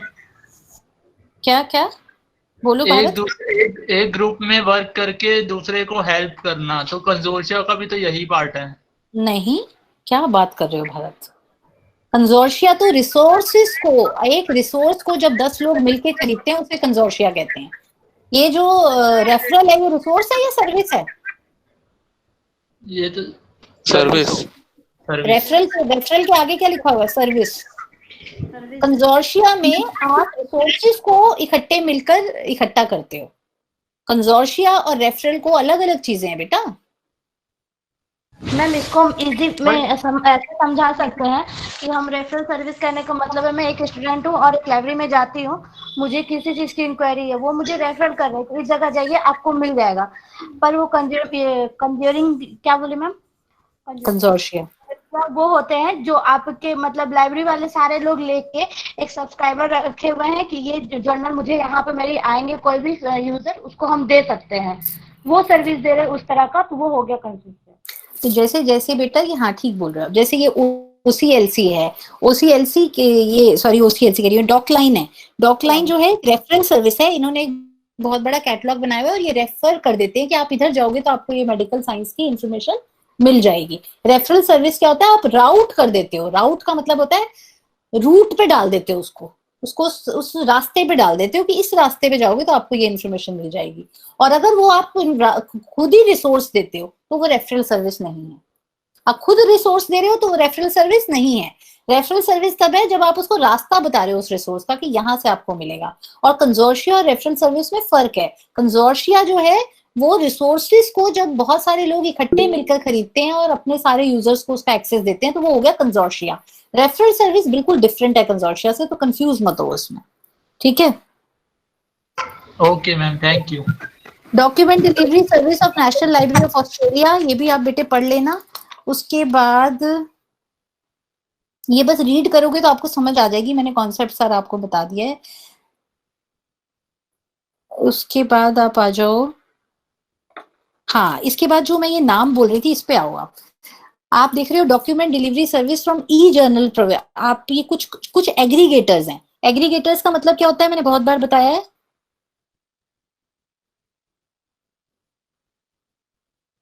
एग्रीगेटर्स का मतलब क्या होता है? एग्रीगेटर का वैसे हिंदी मतलब क्या है एग्रीगेटर का? मैम पब्लिशर के अलावा जो बुक मिलती है कहीं और मिलती है, मतलब जैसे पब्लिशर तो बुक वो कर ही रहा है, लेकिन उसके अलावा भी हमें वो सर्विस, वो कहीं एक थर्ड पर्सन को मतलब इकट्ठे करके रख रहा है, वहां से हमें मिल जाती है वो बुक्स, तो वहां से कहते हैं ना एग्रीगेटर। एग्रीगेटर का हिंदी में मतलब क्या है? मैं तो सिर्फ ये पूछ रही हूँ। हम इकट्ठा करने वाला। शाबाश, इकट्ठा करने वाला। एग्रीगेटर का मतलब इकट्ठा करने वाला, वेरी गुड। सिर्फ सिंपल वर्ड का सिंपल मतलब चाहिए मुझे। तो एग्रीगेटर का मतलब इकट्ठा करने वाला। तो कुछ बड़े बड़े पब्लिशर्स हैं जिन्होंने अपनी इंफॉर्मेशन को, जो उनके लाइसेंस हैं जिनके पास, उनके जो पब्लिशर है उसके पास लाइसेंस होता है उस इंफॉर्मेशन को छापने का, वो अपनी लाइसेंस्ड इंफॉर्मेशन को एक जगह इकट्ठा करते हैं, इलेक्ट्रॉनिक फॉर्म में उसका डेटाबेस बनाते हैं और फुल टेक्स्ट उसकी इंफॉर्मेशन को एक्सेस करने की फैसिलिटी देते हैं। उसे कहते हैं एग्रीगेट करना इंफॉर्मेशन को। तो ऐसे कौन कौन करता है? एप्सको एक बहुत बड़ा एग्रीगेटर है, प्रोक्वेस्ट, इन्फोट्राइव, फिर कुछ ई जर्नल पब्लिशर्स के नीचे नाम दिए हुए हैं, स्प्रिंगर जो मैंने अभी आपको बताया था, एल्सवेयर, एमरेल्ड, ये बड़े बड़े पब्लिशर हैं जो ऑनलाइन एक्सेस देते हैं अपने पब्लिकेशन के नीचे छपने वाली फॉर्म्स ऑफ डॉक्यूमेंट्स को। कौन कौन से फॉर्म्स ऑफ डॉक्यूमेंट्स ये अपने पब्लिशिंग हाउस के अंदर निकालते हैं? ई जर्नल्स भी निकालते हैं, बहुत से ऐसे जर्नल्स हैं जो स्प्रिंगर, एल्सेवियर और एमरेल्ड के हैं, बहुत सारी ई बुक्स हैं, ई रेफरेंस बुक्स हैं, जो ये पब्लिशर अपनी बड़े बड़े पब्लिशर हैं। ये most of the reputed scholarly publications are being produced by these reputed publishers. तो इन रेपुटेड पब्लिशर्स का ही एक तरह से बोलबाला है पूरी स्कॉलरली पब्लिकेशंस पे। जितनी बढ़िया स्कॉलरली पब्लिकेशंस हैं, आप ये कह सकते हो कि इनकी मोनोपोली है स्कॉलरली पब्लिकेशन पर। मोनोपोली मतलब इनका ज्यादा शेयर मार्केट का इनके पास है। तो ये पब्लिशर्स अपनी इन सारी डॉक्यूमेंट्स की ई फॉर्म को एग्रीगेट करते हैं और इसके टेबल ऑफ कंटेंट्स और एब्स्ट्रैक्ट्स को तो लोगों को फ्री देते हैं, और अगर आपको फुल टेक्स्ट चाहिए तो इसकी सब्सक्रिप्शन डालते हैं। स्प्रिंगर लिंक, स्प्रिंगर भी एक बहुत बड़ा उसका एक एग्जांपल दिया हुआ है कि स्प्रिंगर लिंक एक ऐसा डेटाबेस है। स्प्रिंगर लिंक एक डेटाबेस है, वो क्या क्या इंफॉर्मेशन देता है, ये सारे डेटाबेसेस की इन्होंने एग्जांपल दिए हुए हैं। स्प्रिंगर लिंक के बाद इन्होंने एमरेल्ड दिया हुआ है नेक्स्ट पेज पे। स्प्रिंगर लिंक की एमरेल्ड क्या करता है? 229 ई जर्नल्स और 2000 बुक सीरीज वॉल्यूम्स को एक सिंगल प्लेटफॉर्म से देता है, ठीक है। उसके बाद document delivery service from database producers, ये तो हो गए पब्लिशर्स। ये तो कौन है? पब्लिशर्स। पब्लिशर्स कौन होते हैं? जो किताब छाप रहे हैं, जर्नल छाप रहे हैं, उन्हें कहते हैं पब्लिशर। कुछ होते हैं जो डेटाबेस बनाने वाले जो एक सब्जेक्ट की इंफॉर्मेशन को इकट्ठा करके उसका डेटाबेस बनाते हैं। जैसे जो हमने पीछे पढ़ा, यूनियन कैटलॉग बनाया निस्केर ने, तो वो एक तरह से उसने वो जो यूनियन कैटलॉग हमने पढ़ा था NCUI, वो उसने यूनियन कैटलॉग बनाया, तो वो डेटाबेस प्रोड्यूसर है। कौन डेटाबेस प्रोड्यूसर है? निस्केर। उसने क्या डेटाबेस बनाया? यूनियन कैटलॉग डेटाबेस बनाया। कितनी लाइब्रेरीज का था? 526 या जितनी भी थी, इतनी लाइब्रेरीज का उसने यूनियन, तो वो डेटाबेस प्रोड्यूसर है। ऐसे ही एक सब्जेक्ट पर सारे डॉक्यूमेंट्स को इकट्ठा करके डेटाबेस बनाने वाली फर्म्स को डेटाबेस प्रोड्यूसर्स कहते हैं। और ये डॉक्यूमेंट डिलीवरी सर्विस एग्रीगेटर्स भी देते हैं। डॉक्यूमेंट डिलीवरी सर्विसेज एग्रीगेटर्स भी देते हैं। कौन से एग्रीगेटर्स? जैसे ये आपको अभी मैंने बताया, एप्सको, प्रोक्वेस्ट, थॉमसन रॉयटर्स, इन्फोट्रीव और ये स्प्रिंगर, सेज, ठीक है। इनकी सारी क्या क्या हैं, अपनी क्या क्या प्रोडक्ट्स हैं, इन एग्रीगेटर्स के क्या क्या प्रोडक्ट्स हैं जो बड़ी बड़ी यूनिवर्सिटी सब्सक्राइब करती हैं, और इनकी सब्सक्रिप्शन भी कईयों की तो लैक्स और करोड़ में होती हैं। तो वो जो है इसमें लिखा हुआ है, ठीक है। तो इसके बाद इसमें access to e journals through library consortia. तो स्कॉलरली ई जर्नल्स जो हैं, अब इसमें देखो बार बार स्कॉलरली वर्ड आ रहा है। स्कॉलरली ई जर्नल्स की जो एक्सेस है, लोगों को 24/7 × 365 चाहिए होती है। और लाइब्रेरीज का जो बजट है वो डे बाय डे श्रिंक कर रहा है, उनकी फिजिकल स्पेस श्रिंक कर रही है। तो ये जो EX फॉर्म में जो जर्नल्स हैं, इनको लोग कंसोर्शियम बेसिस पे सब्सक्राइब करते हैं। इससे क्या हेल्प मिलती है? उनके पैसे पे कम जोर पड़ता है, उनकी स्पेस पे कम जोर पड़ता है, स्टोरेज कॉस्ट उनकी कम लगती है, एक कॉमन उनका डेटाबेस बन जाता है यूनियन कैटलॉग जिससे बना के। और जब वो इकट्ठे सब्सक्राइब करते हैं तो वो पब्लिशर के साथ अच्छा नेगोशिएट कर पाते हैं। जब 10 लोग बैठ के एक चीज खरीदेंगे तो उसकी नेगोशिएशन अच्छी हो पाएगी, क्योंकि 10 लोगों में अलग अलग बंदे में अलग अलग नेगोशिएशन स्किल होगी, और उसकी स्टैटिस्टिक्स भी मॉनिटर अच्छे से हो पाएगी। स्टैटिस्टिक्स का मतलब होता है कि ये देखना कि कितना यूज हुआ है, वो इतना पैसा तो हमने लगा दिया पर उसका यूजेज कितना हुआ, वो स्टैट्स भी मेंटेन हो जाती है। उसके बाद इंटरनेशनल कुछ ऑर्गेनाइजेशंस हैं, जैसे मैंने आपको बताया था यूनेस्को, यूनिसेफ, इफ्ला भी एक बहुत बड़ा डॉक्यूमेंट डिलीवरी सिस्टम है, जो एक सर्विस है उसकी, वन ऑफ द सर्विसेज है, जो बहुत सारी सर्विसेज, ये निस्केयर जो है सिर्फ उसकी एक ही सर्विस नहीं, और भी सर्विसेज होंगी। जो मेजर सर्विस है निस्केयर की, majorly it is known as document delivery service centre, और वो बहुत बड़ा एक कैटलॉग भी उसने बनाया हुआ है जो हमने पीछे पढ़ा। इसके बाद ऐसे ही इफ्ला का दिया हुआ है, फिर प्रोजेक्ट काउंटर एक दिया हुआ है, counting online usages of network electronic resources. ये देखता है, ग्लोबल स्टैंडर्ड्स बनाता है, इलेक्ट्रॉनिक रिसोर्सेज जितने भी हैं उनको कैसे, हर एक चीज का एक स्टैंडर्ड होता है। मैंने कहा ना कि दूध नापने का हर जगह एक स्टैंडर्ड है, पूरे वर्ल्ड में 1 किलो दूध अमेरिका में ले जाओ तब भी वो 1 किलो है, यूके में ले जाओ तब भी। अगर किसी चीज को नापने का स्टैंडर्ड नहीं होगा, पैमाना नहीं होगा, तो आप उसको कैसे वो करोगे। इसी तरह से किताबों को क्लासिफाई करने का एक स्टैंडर्ड है, इसी तरह से ये स्टैंडर्ड्स डिवाइस किए गए, इन स्टैंडर्ड्स के बारे में बताया हुआ है। उसके बाद आप इसके कीवर्ड्स पे सीधा आ सकते हैं। क्लाउड कंप्यूटिंग, इसका मतलब कोई बताएगा मुझे? क्लाउड कंप्यूटिंग का आजकल बड़ा इन कॉन्सेप्ट है, किसी कोई बताना चाहेगा क्लाउड कंप्यूटिंग क्या होता है? इंटरनेट पे सारा डाटा डालते हैं। इंटरनेट पे सारा डाटा डालते हैं? नहीं,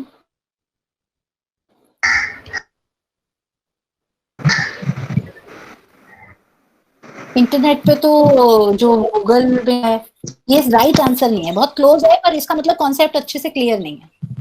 क्लाउड कंप्यूटिंग क्लाउड कंप्यूटिंग डाल देते हैं। It is a part of sharing of network. It is a part of sharing of Networks through mobile phone, through computers. no, मुझे सिंपल आंसर चाहिए, डिफिकल्ट आंसर नहीं चाहिए, सिंपल। क्लाउड कंप्यूटिंग में क्या होता है कि इसमें मतलब यूजर्स का जो खुद का सर्वर नहीं रहता है, किसी दूसरी कंपनी का हम सर्वर यूज करते हैं, वो रिमोट एक्सेस में रहता है सर्वर। ये काफी क्लोज आंसर है, किसने दिया? मैम क्लाउड कंप्यूटिंग में कोई भी सॉफ्टवेयर या कोई भी जो फाइल हमारी होती है वो इंटरनेट पे होती है और सिर्फ हम उसको एक्सेस कर सकते हैं, हमारे पीसी पे ऑफलाइन अवेलेबल नहीं होता है। और इससे हमारा क्या होता है कि रिसोर्स बचता है और टाइम बचता है और हम इफिशिएंटली वर्क कर सकते हैं, क्योंकि कुछ बहुत महंगे सॉफ्टवेयर होते हैं जिनको कि हम खरीद के यूज नहीं कर सकते, तो वो एक सॉफ्टवेयर को कई सारे सिंगल एक साथ यूज कर पाते हैं एक ही टाइम में। नहीं, ये भी राइट नहीं है। देखो जो भी हमारे डेटाबेसेस होते हैं, पहले मुझे इसका सवाल का जवाब, ये भी कोई भी आंसर बिल्कुल राइट नहीं है, थोड़े थोड़े पास हैं पर कॉन्सेप्ट बिल्कुल क्लियर नहीं है। बेटा कॉन्सेप्ट ना बिल्कुल क्रिस्टल क्लियर होना चाहिए, आर या पार, बीच का आंसर नहीं होना चाहिए कभी भी। या तो कॉन्सेप्ट आता है या नहीं आता, थोड़ा सा आता है कुछ नहीं होता है। जितने भी डेटाबेसेस बनते हैं, ठीक है, आपकी लाइब्रेरी का जो कैटलॉग है वो कहाँ पे आप स्टोर करते हो उस कैटलॉग को? सर्वर में, सर्वर पे। तो जो सर्वर है वो आपको खरीदना पड़ता है, सर्वर की एक स्टोरेज कैपेसिटी होती है, आपका जितना बड़ा डेटाबेस है उसके हिसाब से आपको सर्वर खरीदना पड़ेगा, ठीक है। और जैसे जैसे आपका डेटाबेस बढ़ता जाएगा आपको अपने सर्वर की स्टोरेज कैपेसिटी को बढ़ाना पड़ेगा, क्योंकि आपके सर्वर की इतनी कैपेसिटी नहीं है कि इतने इंफॉर्मेशन का बैकअप रख सके। तो आप जो सर्वर्स हैं बहुत एक्सपेंसिव आते हैं और सर्वर को 24/7 ऑन रखना पड़ता है, क्योंकि अगर आपको इंफॉर्मेशन यूजर्स को 24/7 × 365 देनी है तो वो सर्वर से ही तो एक्सेस होती है ना, वो इंफॉर्मेशन कहाँ से वो एक्सेस करेगा? जैसे आप कंप्यूटर पे काम करते हो तो कंप्यूटर पे या तो आप अपना एक फोल्डर बनाते हो या डेस्कटॉप पे अपनी इंफॉर्मेशन स्टोर करके रख देते हो, तो आपने कंप्यूटर की मेमोरी में, सी ड्राइव में, डी ड्राइव में उसको सेव करके रख दिया। अगले टाइम जब वो फाइल आपको एक्सेस करनी है तो सी ड्राइव से या डी ड्राइव से आप निकाल लेते हो। इसी तरह से जितने डेटाबेसेस बनते हैं वो डेटाबेसेस आप सेव करके कहाँ रखते हो? सेव करके रखते हो सर्वर पे। और वो डेटाबेसेस बहुत ह्यूज होते हैं, उनकी वॉल्यूम बहुत बड़ी होती है, बिग होते हैं, उनको आप सिंपल कंप्यूटर पे सेव करके नहीं रख सकते क्योंकि सिंपल कंप्यूटर की इतनी मेमोरी नहीं होती। तो उनके लिए एक स्पेशलाइज्ड सिस्टम आते हैं जिसे सर्वर कहते हैं। तो जब सर्वर खरीदा जाता है तो उनके लिए बड़े बड़े कमरे अलग से एलोकेट करने पड़ते हैं, सर्वर वहां इंस्टॉल किए जाते हैं, वहां 24 घंटे एसी चलाना पड़ता है, क्योंकि सर्वर जब 24 घंटे चलता रहता है तो वो गर्म भी होता है, उसके जलने की भी चांस रहते हैं। तो आपको इतना इंफ्रास्ट्रक्चर में इन्वेस्ट करना पड़ता है और ये servers lakhs and lakhs of के आते हैं, लाखों रुपए के सर्वर आते हैं। अगर आपके यहाँ ऑफिस में 3 तरह के डेटाबेस हैं तो उन 3 डेटाबेसेस को स्टोर करने के लिए आपको अलग अलग सर्वर लेने पड़ेंगे, सर्वर रूम बड़े बड़े बनाने पड़ेंगे, बड़ी बड़ी इक्विपमेंट्स होती हैं उनमें सर्वर डाल के हमेशा एसी वेसी ऑन रखने पड़ेंगे। फिर सर्वर की कॉन्फ़िगरेशन को सेट करने के लिए एक टेक्निकल पर्सन रखना पड़ेगा। कभी सर्वर डाउन हो गया तो कोई इन्फॉर्मेशन एक्सेस नहीं होगी, आप इन्फॉर्मेशन एक्सेस कर रहे हो नहीं हो रही तो इसका मतलब सर्वर डाउन है, इसीलिए इन्फॉर्मेशन सर्वर से उठा नहीं पा रहा कंप्यूटर। तो ये जो पीछे की हार्डवेयर रिक्वायरमेंट है ये पहले बहुत, अगर आपने कोई भी बढ़िया डेटाबेस बनाना है, जैसे हमने पीछे पढ़ा, जो सिंपल कंप्यूटर काम है उसके लिए सर्वर की कोई जरूरत नहीं होती, क्योंकि सिंपल कंप्यूटर काम को तो आप सिंपल कंप्यूटर की में ही सेव कर सकते हो, सी ड्राइव में, डी ड्राइव में काफी स्पेस होती है। पर जो सिंपल नहीं है, जिसमें बड़े बड़े डेटाबेसेस हैं, जैसे बिब्लियोग्राफिकल डेटाबेसेस हैं या डिजिटल डेटाबेसेस हैं या ई डेटाबेसेस हैं, जैसे हमने पढ़े पीछे स्प्रिंगर, एप्सको, एल्सवेयर, एमरेल्ड, ठीक है, प्रोक्वेस्ट, ये सारे तो इतने 1800 सदी से लेके अब तक के इन्होंने पूरे ई जर्नल्स ऑनलाइन डाल रखे हैं, तो कितनी स्पेस लेते होंगे वो। तो उस स्पेस के लिए इन्हें बड़े बड़े सर्वर चाहिए, इतना बड़ा बड़ा सर्वर एक सिंगल इंस्टीट्यूशन अफोर्ड नहीं कर सकता। तो क्या आजकल होने लगा, आजकल ये होने लगा कि आपने जो भी डेटाबेस अपना बनाया है उसके लिए आपको सर्वर खरीदने की जरूरत नहीं है, ऐसी सर्विसेज आ गई हैं कि वो किसी और के सर्वर पे होस्ट करेगी, और जो इंफॉर्मेशन किसी और के सर्वर पे होस्ट करेगी और आपके डिवाइस के थ्रू बस वो हैंडल हो जाएगी, आपके डिवाइस के थ्रू वो एक्सेस हो जाएगी, उसे कहते हैं क्लाउड कंप्यूटिंग। ये है क्लाउड कंप्यूटिंग। क्लाउड कंप्यूटिंग ये है, मैम एक एग्जांपल दे सकते पहले मुझे बोलने दो बेटे। क्लाउड कंप्यूटिंग ये है कि जिसमें आपको सर्वर, बड़े बड़े सर्वर खरीदने की, उनको मेंटेन करने की, और आपकी जितनी भी इंफॉर्मेशन होती है उसका बैकअप भी आपको लेना पड़ता है। आप एक डेटाबेस में रोज कुछ कर रहे हैं तो उसका बैकअप भी तो लोगे, अगर बैकअप नहीं लोगे तो वो तो सेव ही नहीं हो रहा कहीं। तो आप जब बैकअप लेते हो तो उसकी भी बहुत मेमोरी होती है। तो इस सब चीजों में इन्वेस्ट करने की बजाय आप सिर्फ अपना डेटाबेस क्रिएट करो और उसकी सेव करके रखने की कोई सिरदर्दी आपकी नहीं है। वो सारी सिरदर्दी वो जो फर्म्स हैं जो क्लाउड कंप्यूटिंग में डील करती हैं, जिन्होंने बड़े बड़े सर्वर कर रखे हैं, यानी कि वो आपको एक सर्वर प्रोवाइड करते हैं कि आप हमारा रिसोर्स यूज करो, और उसका आपसे कुछ किराया लेते हैं, और उसे क्लाउड कंप्यूटिंग कहते हैं। बोलो पम्मी, आप कुछ बोलना चाह रहे थे? जी मैम, जी मैम। जैसे हम लोग ब्रांच में देखते हैं मैम कि वो सर्वर जो हमेशा ऑन रहता है। हम लोग ये भी कह सकते हैं कि ईमेल, हमारा ईमेल का जो है हमारा सारा सर्वर जीमेल में रहता है, लेकिन हम लोग जब भी चाहते हैं उसको खोल के देख पाते हैं, कर पाते हैं, पर इसके लिए हमारे पास कोई सर्वर नहीं होता है। वो गूगल वाले वो सर्वर में अपने कनेक्ट करके रखते हैं, और जब भी हम चाहें उसे खोल के देख सकते हैं। Very good, very good, very good, बहुत अच्छा एग्जाम्पल दिया, शाबाश, बिल्कुल सही आपने इसको कैच किया, वेरी गुड। क्योंकि आपको इतना ईमेल पड़ा है, आपके हजारों लाखों ईमेल पड़े रहते हैं, तो गूगल के सर्वर पे पड़े रहते हैं, ठीक है, आपको पर्सनल सर्वर, तो इसे कहते हैं cloud computing. Cloud based access क्या होता है? ऐसे रिसोर्सेज जो आप क्लाउड के थ्रू एक्सेस कर लेते हो। जैसे ये सब कुछ ईमेल का जो एग्जांपल हमने दिया बहुत अच्छा दिया, ये ईमेल जो है क्लाउड बेस्ड एक्सेस है, ठीक है। कंसोर्शियल डिस्काउंट, अब क्लाउड कंप्यूटिंग सबको क्लियर हो गई। इंटरनेट पे, इंटरनेट कहीं नहीं है इसमें, जो मुझे कोई बोल रहा था कि इंटरनेट पे बेस्ड होता है, बस कुछ भी बोलना नहीं होता, चीज को समझो और बोलो। इंटरनेट और क्लाउड कंप्यूटिंग डिफरेंट है। हाँ, नेटवर्किंग होती है उसमें, पर किसकी नेटवर्किंग है? हार्डवेयर की।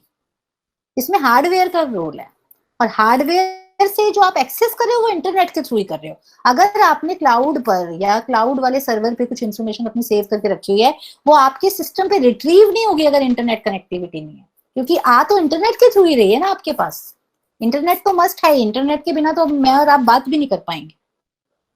इंटरनेट तो है ही, बट इंटरनेट का सिंपल काम क्या है? नेटवर्क्स को कनेक्ट करना। इंटरनेट, नेट मतलब होता है जाल बिछा देना हर जगह, हर किसी को एक दूसरे से कनेक्ट कर देना, ये इंटरनेट है। क्लाउड कंप्यूटिंग अलग है। क्लाउड का मतलब होता है बादल।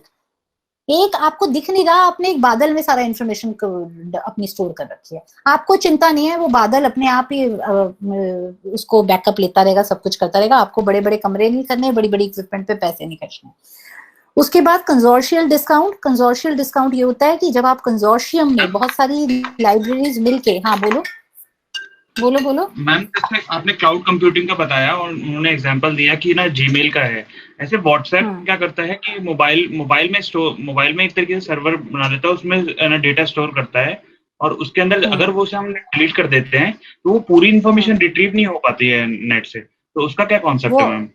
वो क्लाउड बोलता है जब होता है, वो भी क्लाउड कंप्यूटिंग में होता है। अगर आपके पास एप्पल का फोन है, मेरे पास बेटे एप्पल का है, तो उसमें वो आपको पूछता है कि आप व्हाट्सएप कभी रीइंस्टॉल करते हो या उसकी इन्फॉर्मेशन को डिलीट करते हो, तो वो आपसे पूछता है do you want to store this information on Apple cloud. जो भी आपके पास फोन है वो पूछेगा कि आप इस इन्फॉर्मेशन को बाद में रिट्रीव करने के लिए क्या क्लाउड पे सेव करना चाहते हो। अगर आप हाँ कहोगे तो वो आपकी स्पेस, तो फोन की स्पेस खाली कर देगा, क्योंकि आपको फोन पे भी एक लिमिट है ना, कितने व्हाट्सएप रखोगे, जब तक आप डिलीट नहीं करोगे आगे आने शुरू नहीं होंगे। तो वो आपको पूछेगा। अगर आप क्लाउड पे डाल देते हो तो कभी बाद में जाके उसे एक्सेस कर सकते हो, बट अगर आप क्लाउड में नहीं डालते तो वो ना क्लाउड पे गए और आपके सिस्टम से भी हट गए। क्लाउड में चले जाएंगे तो आपके फोन की स्पेस को नहीं खाएंगे। हाँ मैम, और ऊपर से वो ये भी पूछता है कि आपको 1 वीक का चाहिए, 1 मंथ का चाहिए, उस हिसाब से वो मैसेज वहाँ का निकाल के सारा दे देता है। इस तरह समझ आ WhatsApp गई में होते हैं। हाँ हाँ, वेरी गुड, समझ आ गई बेटा? Yes ma'am, yes ma'am. आप इसे करके देखना अपने व्हाट्सएप पे, ठीक है? उसके बाद कंसोर्शियम लाइसेंस, जो हाँ मैं ये कहती जब बहुत सारी लाइब्रेरीज मिलके कुछ करती हैं तो जो डिस्काउंट मिलता है उन्हें, अगर 10 लाइब्रेरीज एक प्रोडक्ट खरीद रही हैं तो उनको जो एक लाइब्रेरी अकेली अगर 10 लाख की चीज खरीद रही है और 10 लाइब्रेरी खरीद रही हैं तो वो जो पब्लिशर्स हैं वो भी उन्हें डिस्काउंट देते हैं कि ये जो है आप इस डिस्काउंट पे आपको मिलेगा। फिर लाइब्रेरी कंजर्शन, फिर डायलॉग एक सर्विस है, इसे आप पढ़ लेना, DPI डॉट्स पर इंच।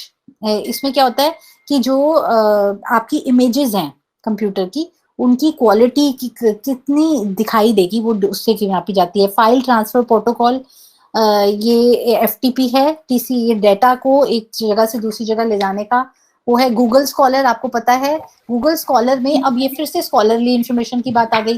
सिंपल जो आप गूगल करते हो तो उसमें गूगल में तो हर तरह की इंफॉर्मेशन होती है, commercial, non commercial, scholarly, non scholarly. But अगर आपको सिर्फ स्कॉलरली, जैसे कोरोना वायरस, अगर आप सिंपल गूगल पे लिखोगे तो पता नहीं क्या क्या आ जाएगा। और गूगल स्कॉलर पे लिखोगे, आप घर जाके गूगल स्कॉलर पे जाना, गूगल स्कॉलर एक अलग वेबसाइट है, गूगल पे टाइप करना गूगल स्कॉलर, गूगल स्कॉलर पे सिर्फ स्कॉलरली। अब फिर स्कॉलरली, जो बंदा मेरे से पूछा था बच्चा, स्कॉलरली मतलब पढ़ने लिखने, पढ़ाई लिखाई, साइंटिफिक इंफॉर्मेशन जिन डॉक्यूमेंट्स में है वो गूगल स्कॉलर पे इंफॉर्मेशन इंडेक्स की होती है, वहां से आपको मिल जाएगी। PDF वही है, कोई ऐसा डॉक्यूमेंट जो आप किसी को भेजना चाहते हो पर आप ये चाहते हो कि वो डॉक्यूमेंट में वो कोई एडिटिंग ना कर पाए, कोई फेर बदल ना कर पाए, तो उसको किस फॉर्मेट में सेव करते हो? PDF फॉर्मेट में, जिससे आप उसे पोर्टेबल बना पाओ। पर पोर्टेबल के मतलब एक जगह से दूसरी जगह जा सके, पर उसमें कोई छेड़खानी ना कर पाए।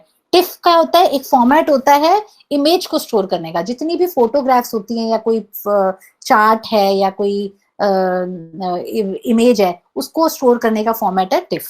तो ये यूनिट भी इसके साथ ही खत्म हुआ। उसके बाद आप ये वेबसाइट्स पे एक बार नजर मारो, ये सारी वेबसाइट्स मैं एडवाइस करूंगी आप एक बार जाकर जरूर विजिट करना।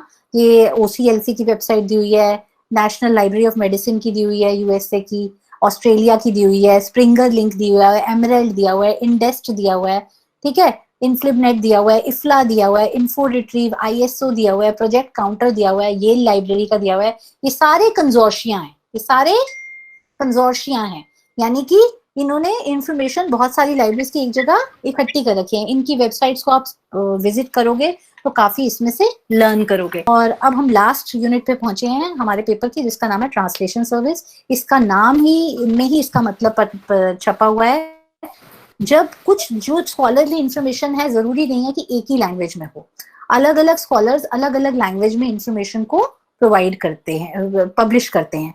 जैसे आपको पता है हमारी अपनी कंट्री में इतनी वेरियस काइंड्स ऑफ लैंग्वेजेस हैं, ठीक है। इसी तरह से जो फ्रांस है और जो दूसरी कंट्रीज हैं, उनकी जो नेशनल लैंग्वेजेस हैं जो बहुत प्रेवलेंट है वहां पे, वो फ्रेंच है। तो बहुत सी स्कॉलरली इंफॉर्मेशन फ्रेंच में, पोर्टुगीज, चाइनीज, ये सारी लैंग्वेजेस में भी स्कॉलरली इंफॉर्मेशन पब्लिश होती है।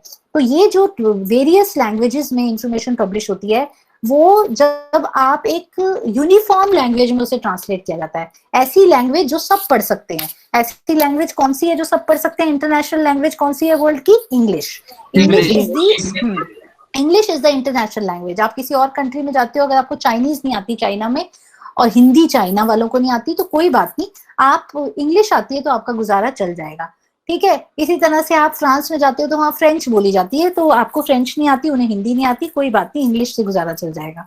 तो इसी तरीके से जो बहुत हमारे साइंटिफिक और स्कॉलरली लिटरेचर है, वो बहुत से नॉन इंग्लिश लैंग्वेजेस में प्रोड्यूस होते हैं, और उनका भी जो क्वांटिटी होती है, क्वांटम होता है, वॉल्यूम होता है, वो बहुत ज्यादा होता है। और इसी पॉइंट पर ट्रांसलेशन सर्विसेज का इंपॉर्टेंस आती है। ट्रांसलेशन सर्विसेज क्या करती हैं? आपके डॉक्यूमेंट्स को इंग्लिश लैंग्वेज में, टारगेट लैंग्वेज में ट्रांसलेट करती हैं।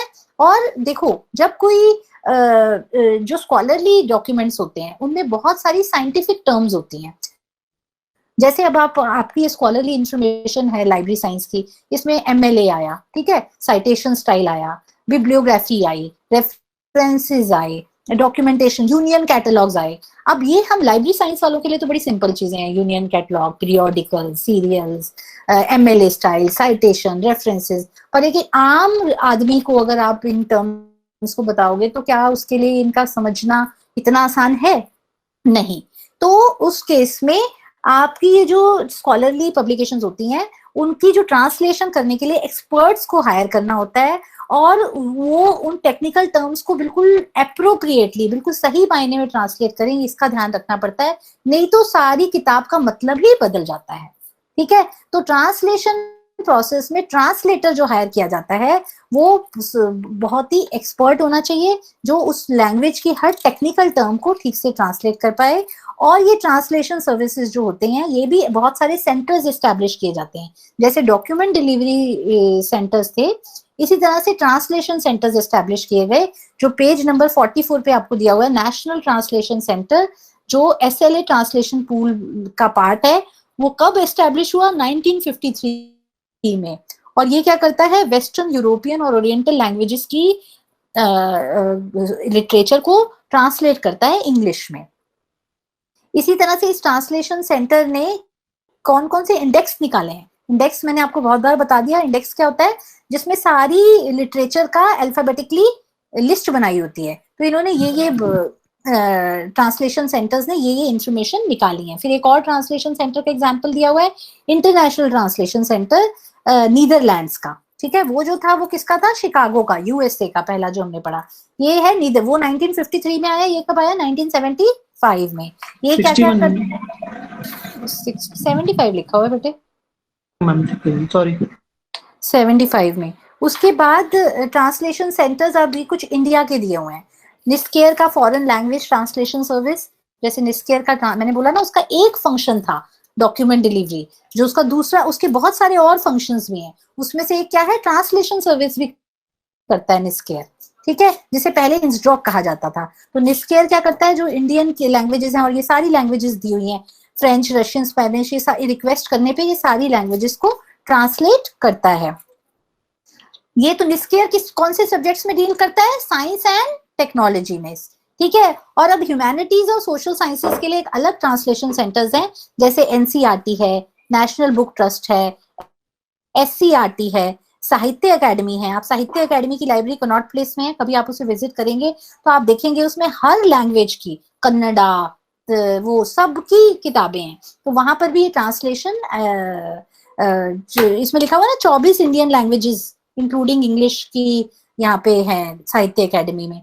SCERT, NCERT ये ह्यूमैनिटीज और सोशल साइंसेस की ट्रांसलेशन सर्विसेज हैं। ऐसे ही CIEFL, ठीक है, ये 1958 में एस्टैब्लिश हुई, हैदराबाद एजुकेशन यूनिवर्सिटी ने इसे एस्टैब्लिश किया।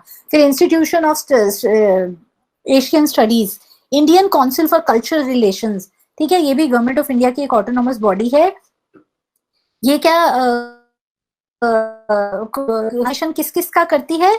जो कल्चरल हेरिटेज की किताबें हैं, ठीक है, इसके नाम में ही लिखा है कल्चरल रिलेशंस। ठीक है, जो जैसे निस्केयर है वो साइंस एंड टेक्नोलॉजी की करेगी, ह्यूमैनिटीज एंड सोशल साइंसेस के हमने बड़े सारे एग्जांपल देख लिए, SCERT, NCERT, वो जो था centre institute of English and foreign languages. उसके बाद ये जो है कल्चरल इंफॉर्मेशन, कल्चरल बुक्स जो हैं उनकी ट्रांसलेशन ये वाला सेंटर करता है इंडिया का। ठीक है, तो प्रेजेंट सिनेरियो क्या है इसका प्रेजेंट सिनेरियो क्या है कि बहुत सारी कंट्रीज में ये ट्रांसलेशन सेंटर्स बनाए जाते हैं, जिससे कि जो स्कॉलरली इंफॉर्मेशन है जो डिफरेंट सब्जेक्ट्स में एग्जिस्ट करती है उसको एक यूनिफॉर्म लैंग्वेज में, एक इंटरनेशनल लैंग्वेज में ट्रांसलेट किया जा सके। और इनके वर्ल्ड कैटलॉग इनके भी बनाए जाते हैं, जैसे OCLC था, एक दुनिया का सबसे बड़ा वर्ल्ड कैटलॉग है जिसमें दुनिया की बहुत सारी किताबें, बहुत सारी लाइब्रेरीज की किताबों का यूनियन कैटलॉग है, बिब्लियोग्राफिक डिटेल्स का। इसी तरह से ट्रांसलेशन का भी इंडेक्स डेटाबेस बनाया गया है, जिसमें जितनी भी दुनिया में ट्रांसलेट हुई हैं किताबें उनका एक कैटलॉग बनाया गया है। ऐसे ही इंडेक्स ट्रांसलेट, ताकि हमें पता चल सके, देखो जो किताबें हम ढूंढ रहे हैं, हो सकता है जिस टॉपिक पे हम ढूंढ रहे हैं वो इंग्लिश में ना होके किसी और लैंग्वेज में, फ्रेंच में एग्जिस्ट करती हो, जापानीज में एग्जिस्ट करती हो, तो वो हमें करने के लिए ये। और ये ट्रांसलेशन सिर्फ मैनुअली नहीं होती, मशीन बेस्ड भी होती है। मशीन बेस्ड मतलब कंप्यूटर बेस्ड, कंप्यूटर को पे ऐसी प्रोग्रामिंग कर दी जाती है कि कंप्यूटर अपने आप उसे उस लैंग्वेज में ट्रांसलेट कर देता है। जैसे आप कई बार गूगल में देखते हैं, अगर आप इंग्लिश में लिख रहे हैं तो हिंदी में वो अपने आप ट्रांसलेट कर देता है। देखा है ना आपने, ये देखा है? यस इवन व्हाट्सएप में भी आप देखते हो कि इंग्लिश हिंदी में भी टाइपिंग अलाउड है ना? Google translator. हाँ, गूगल ट्रांसलेटर। तो इस तरह से मशीन ट्रांसलेशन रिसर्च इंस्टीट्यूशन है इंडिया में, वो आ गया। उसके बाद ये फिर कुछ कंप्यूटर बेस्ड ट्रांसलेशन टूल्स हैं। टूल का मतलब मैं आपको बहुत बार बता चुकी हूँ, एक ऐसा यंत्र जो किसी सर्विस को काम करने में हमारी हेल्प करता है, उसको टूल कहते हैं। ठीक है, तो हाँ, तो ये सारी ट्रांसलेशन की दी हुई है। तो ये बस इस ट्रांसलेशन सर्विस में ऐसा कुछ है ही नहीं खास। मैंने ये किताब लास्ट में इसीलिए छोड़ दी थी कि ये किताब थोड़ी थ्योरेटिकल है, जो वेब बेस्ड सर्विसेज, इसलिए मैंने पहले कराई थी। अब इसके कीवर्ड्स को लास्ट में देख लेते हैं। CDAC, centre for development of advance computing, एक ऐसा सेंटर है जो कंप्यूटिंग पर, कंप्यूटर की प्रोग्रामिंग वगैरह पे, उसकी डेवलपमेंट पे बहुत काम करता है। गवर्नमेंट ऑफ इंडिया का है। IIT आप सबको पता है, IIT institution of national importance है। IIM भी आपको पता है, institution of management, Indian institute of management, ये भी इंस्टीट्यूशन ऑफ नेशनल इंपॉर्टेंस है। IIIT, international institute of information technology, INIST, CNRF, in the Institute of Scientific and Technical Information, National Center for Scientific Research, NCST, National Center for Software Technology, VNITI, all Russian Scientific and Technical Information Institute। तो ये जो last के मैं keywords वो पढ़ती हूँ, और जो ये लास्ट के हम कीवर्ड्स पढ़ते हैं, ये बहुत इंपॉर्टेंट होते हैं। और एक बार लिंग्विस्टिक्स और देख लो। कीवर्ड्स में फिर दोबारा जाओ। कीवर्ड्स में लिंग्विस्टिक्स का मतलब होता है साइंस ऑफ लैंग्वेजेस और having to do with language और स्टडी ऑफ लैंग्वेजेस। लिंग्विस्टिक्स का कोई आपसे मतलब पूछे तो लिंग्विस्टिक क्या है? लैंग्वेजेस के पढ़ने की साइंस को लिंग्विस्टिक्स कहते हैं। ठीक है, और लिंग्विस्टिक एनालिसिस क्या होता है कि अगर एक लैंग्वेज को तो हम तोड़ते हैं उसको, तो बेसिक उसकी यूनिट्स में, तो उसे लिंग्विस्टिक एनालिसिस कहते हैं।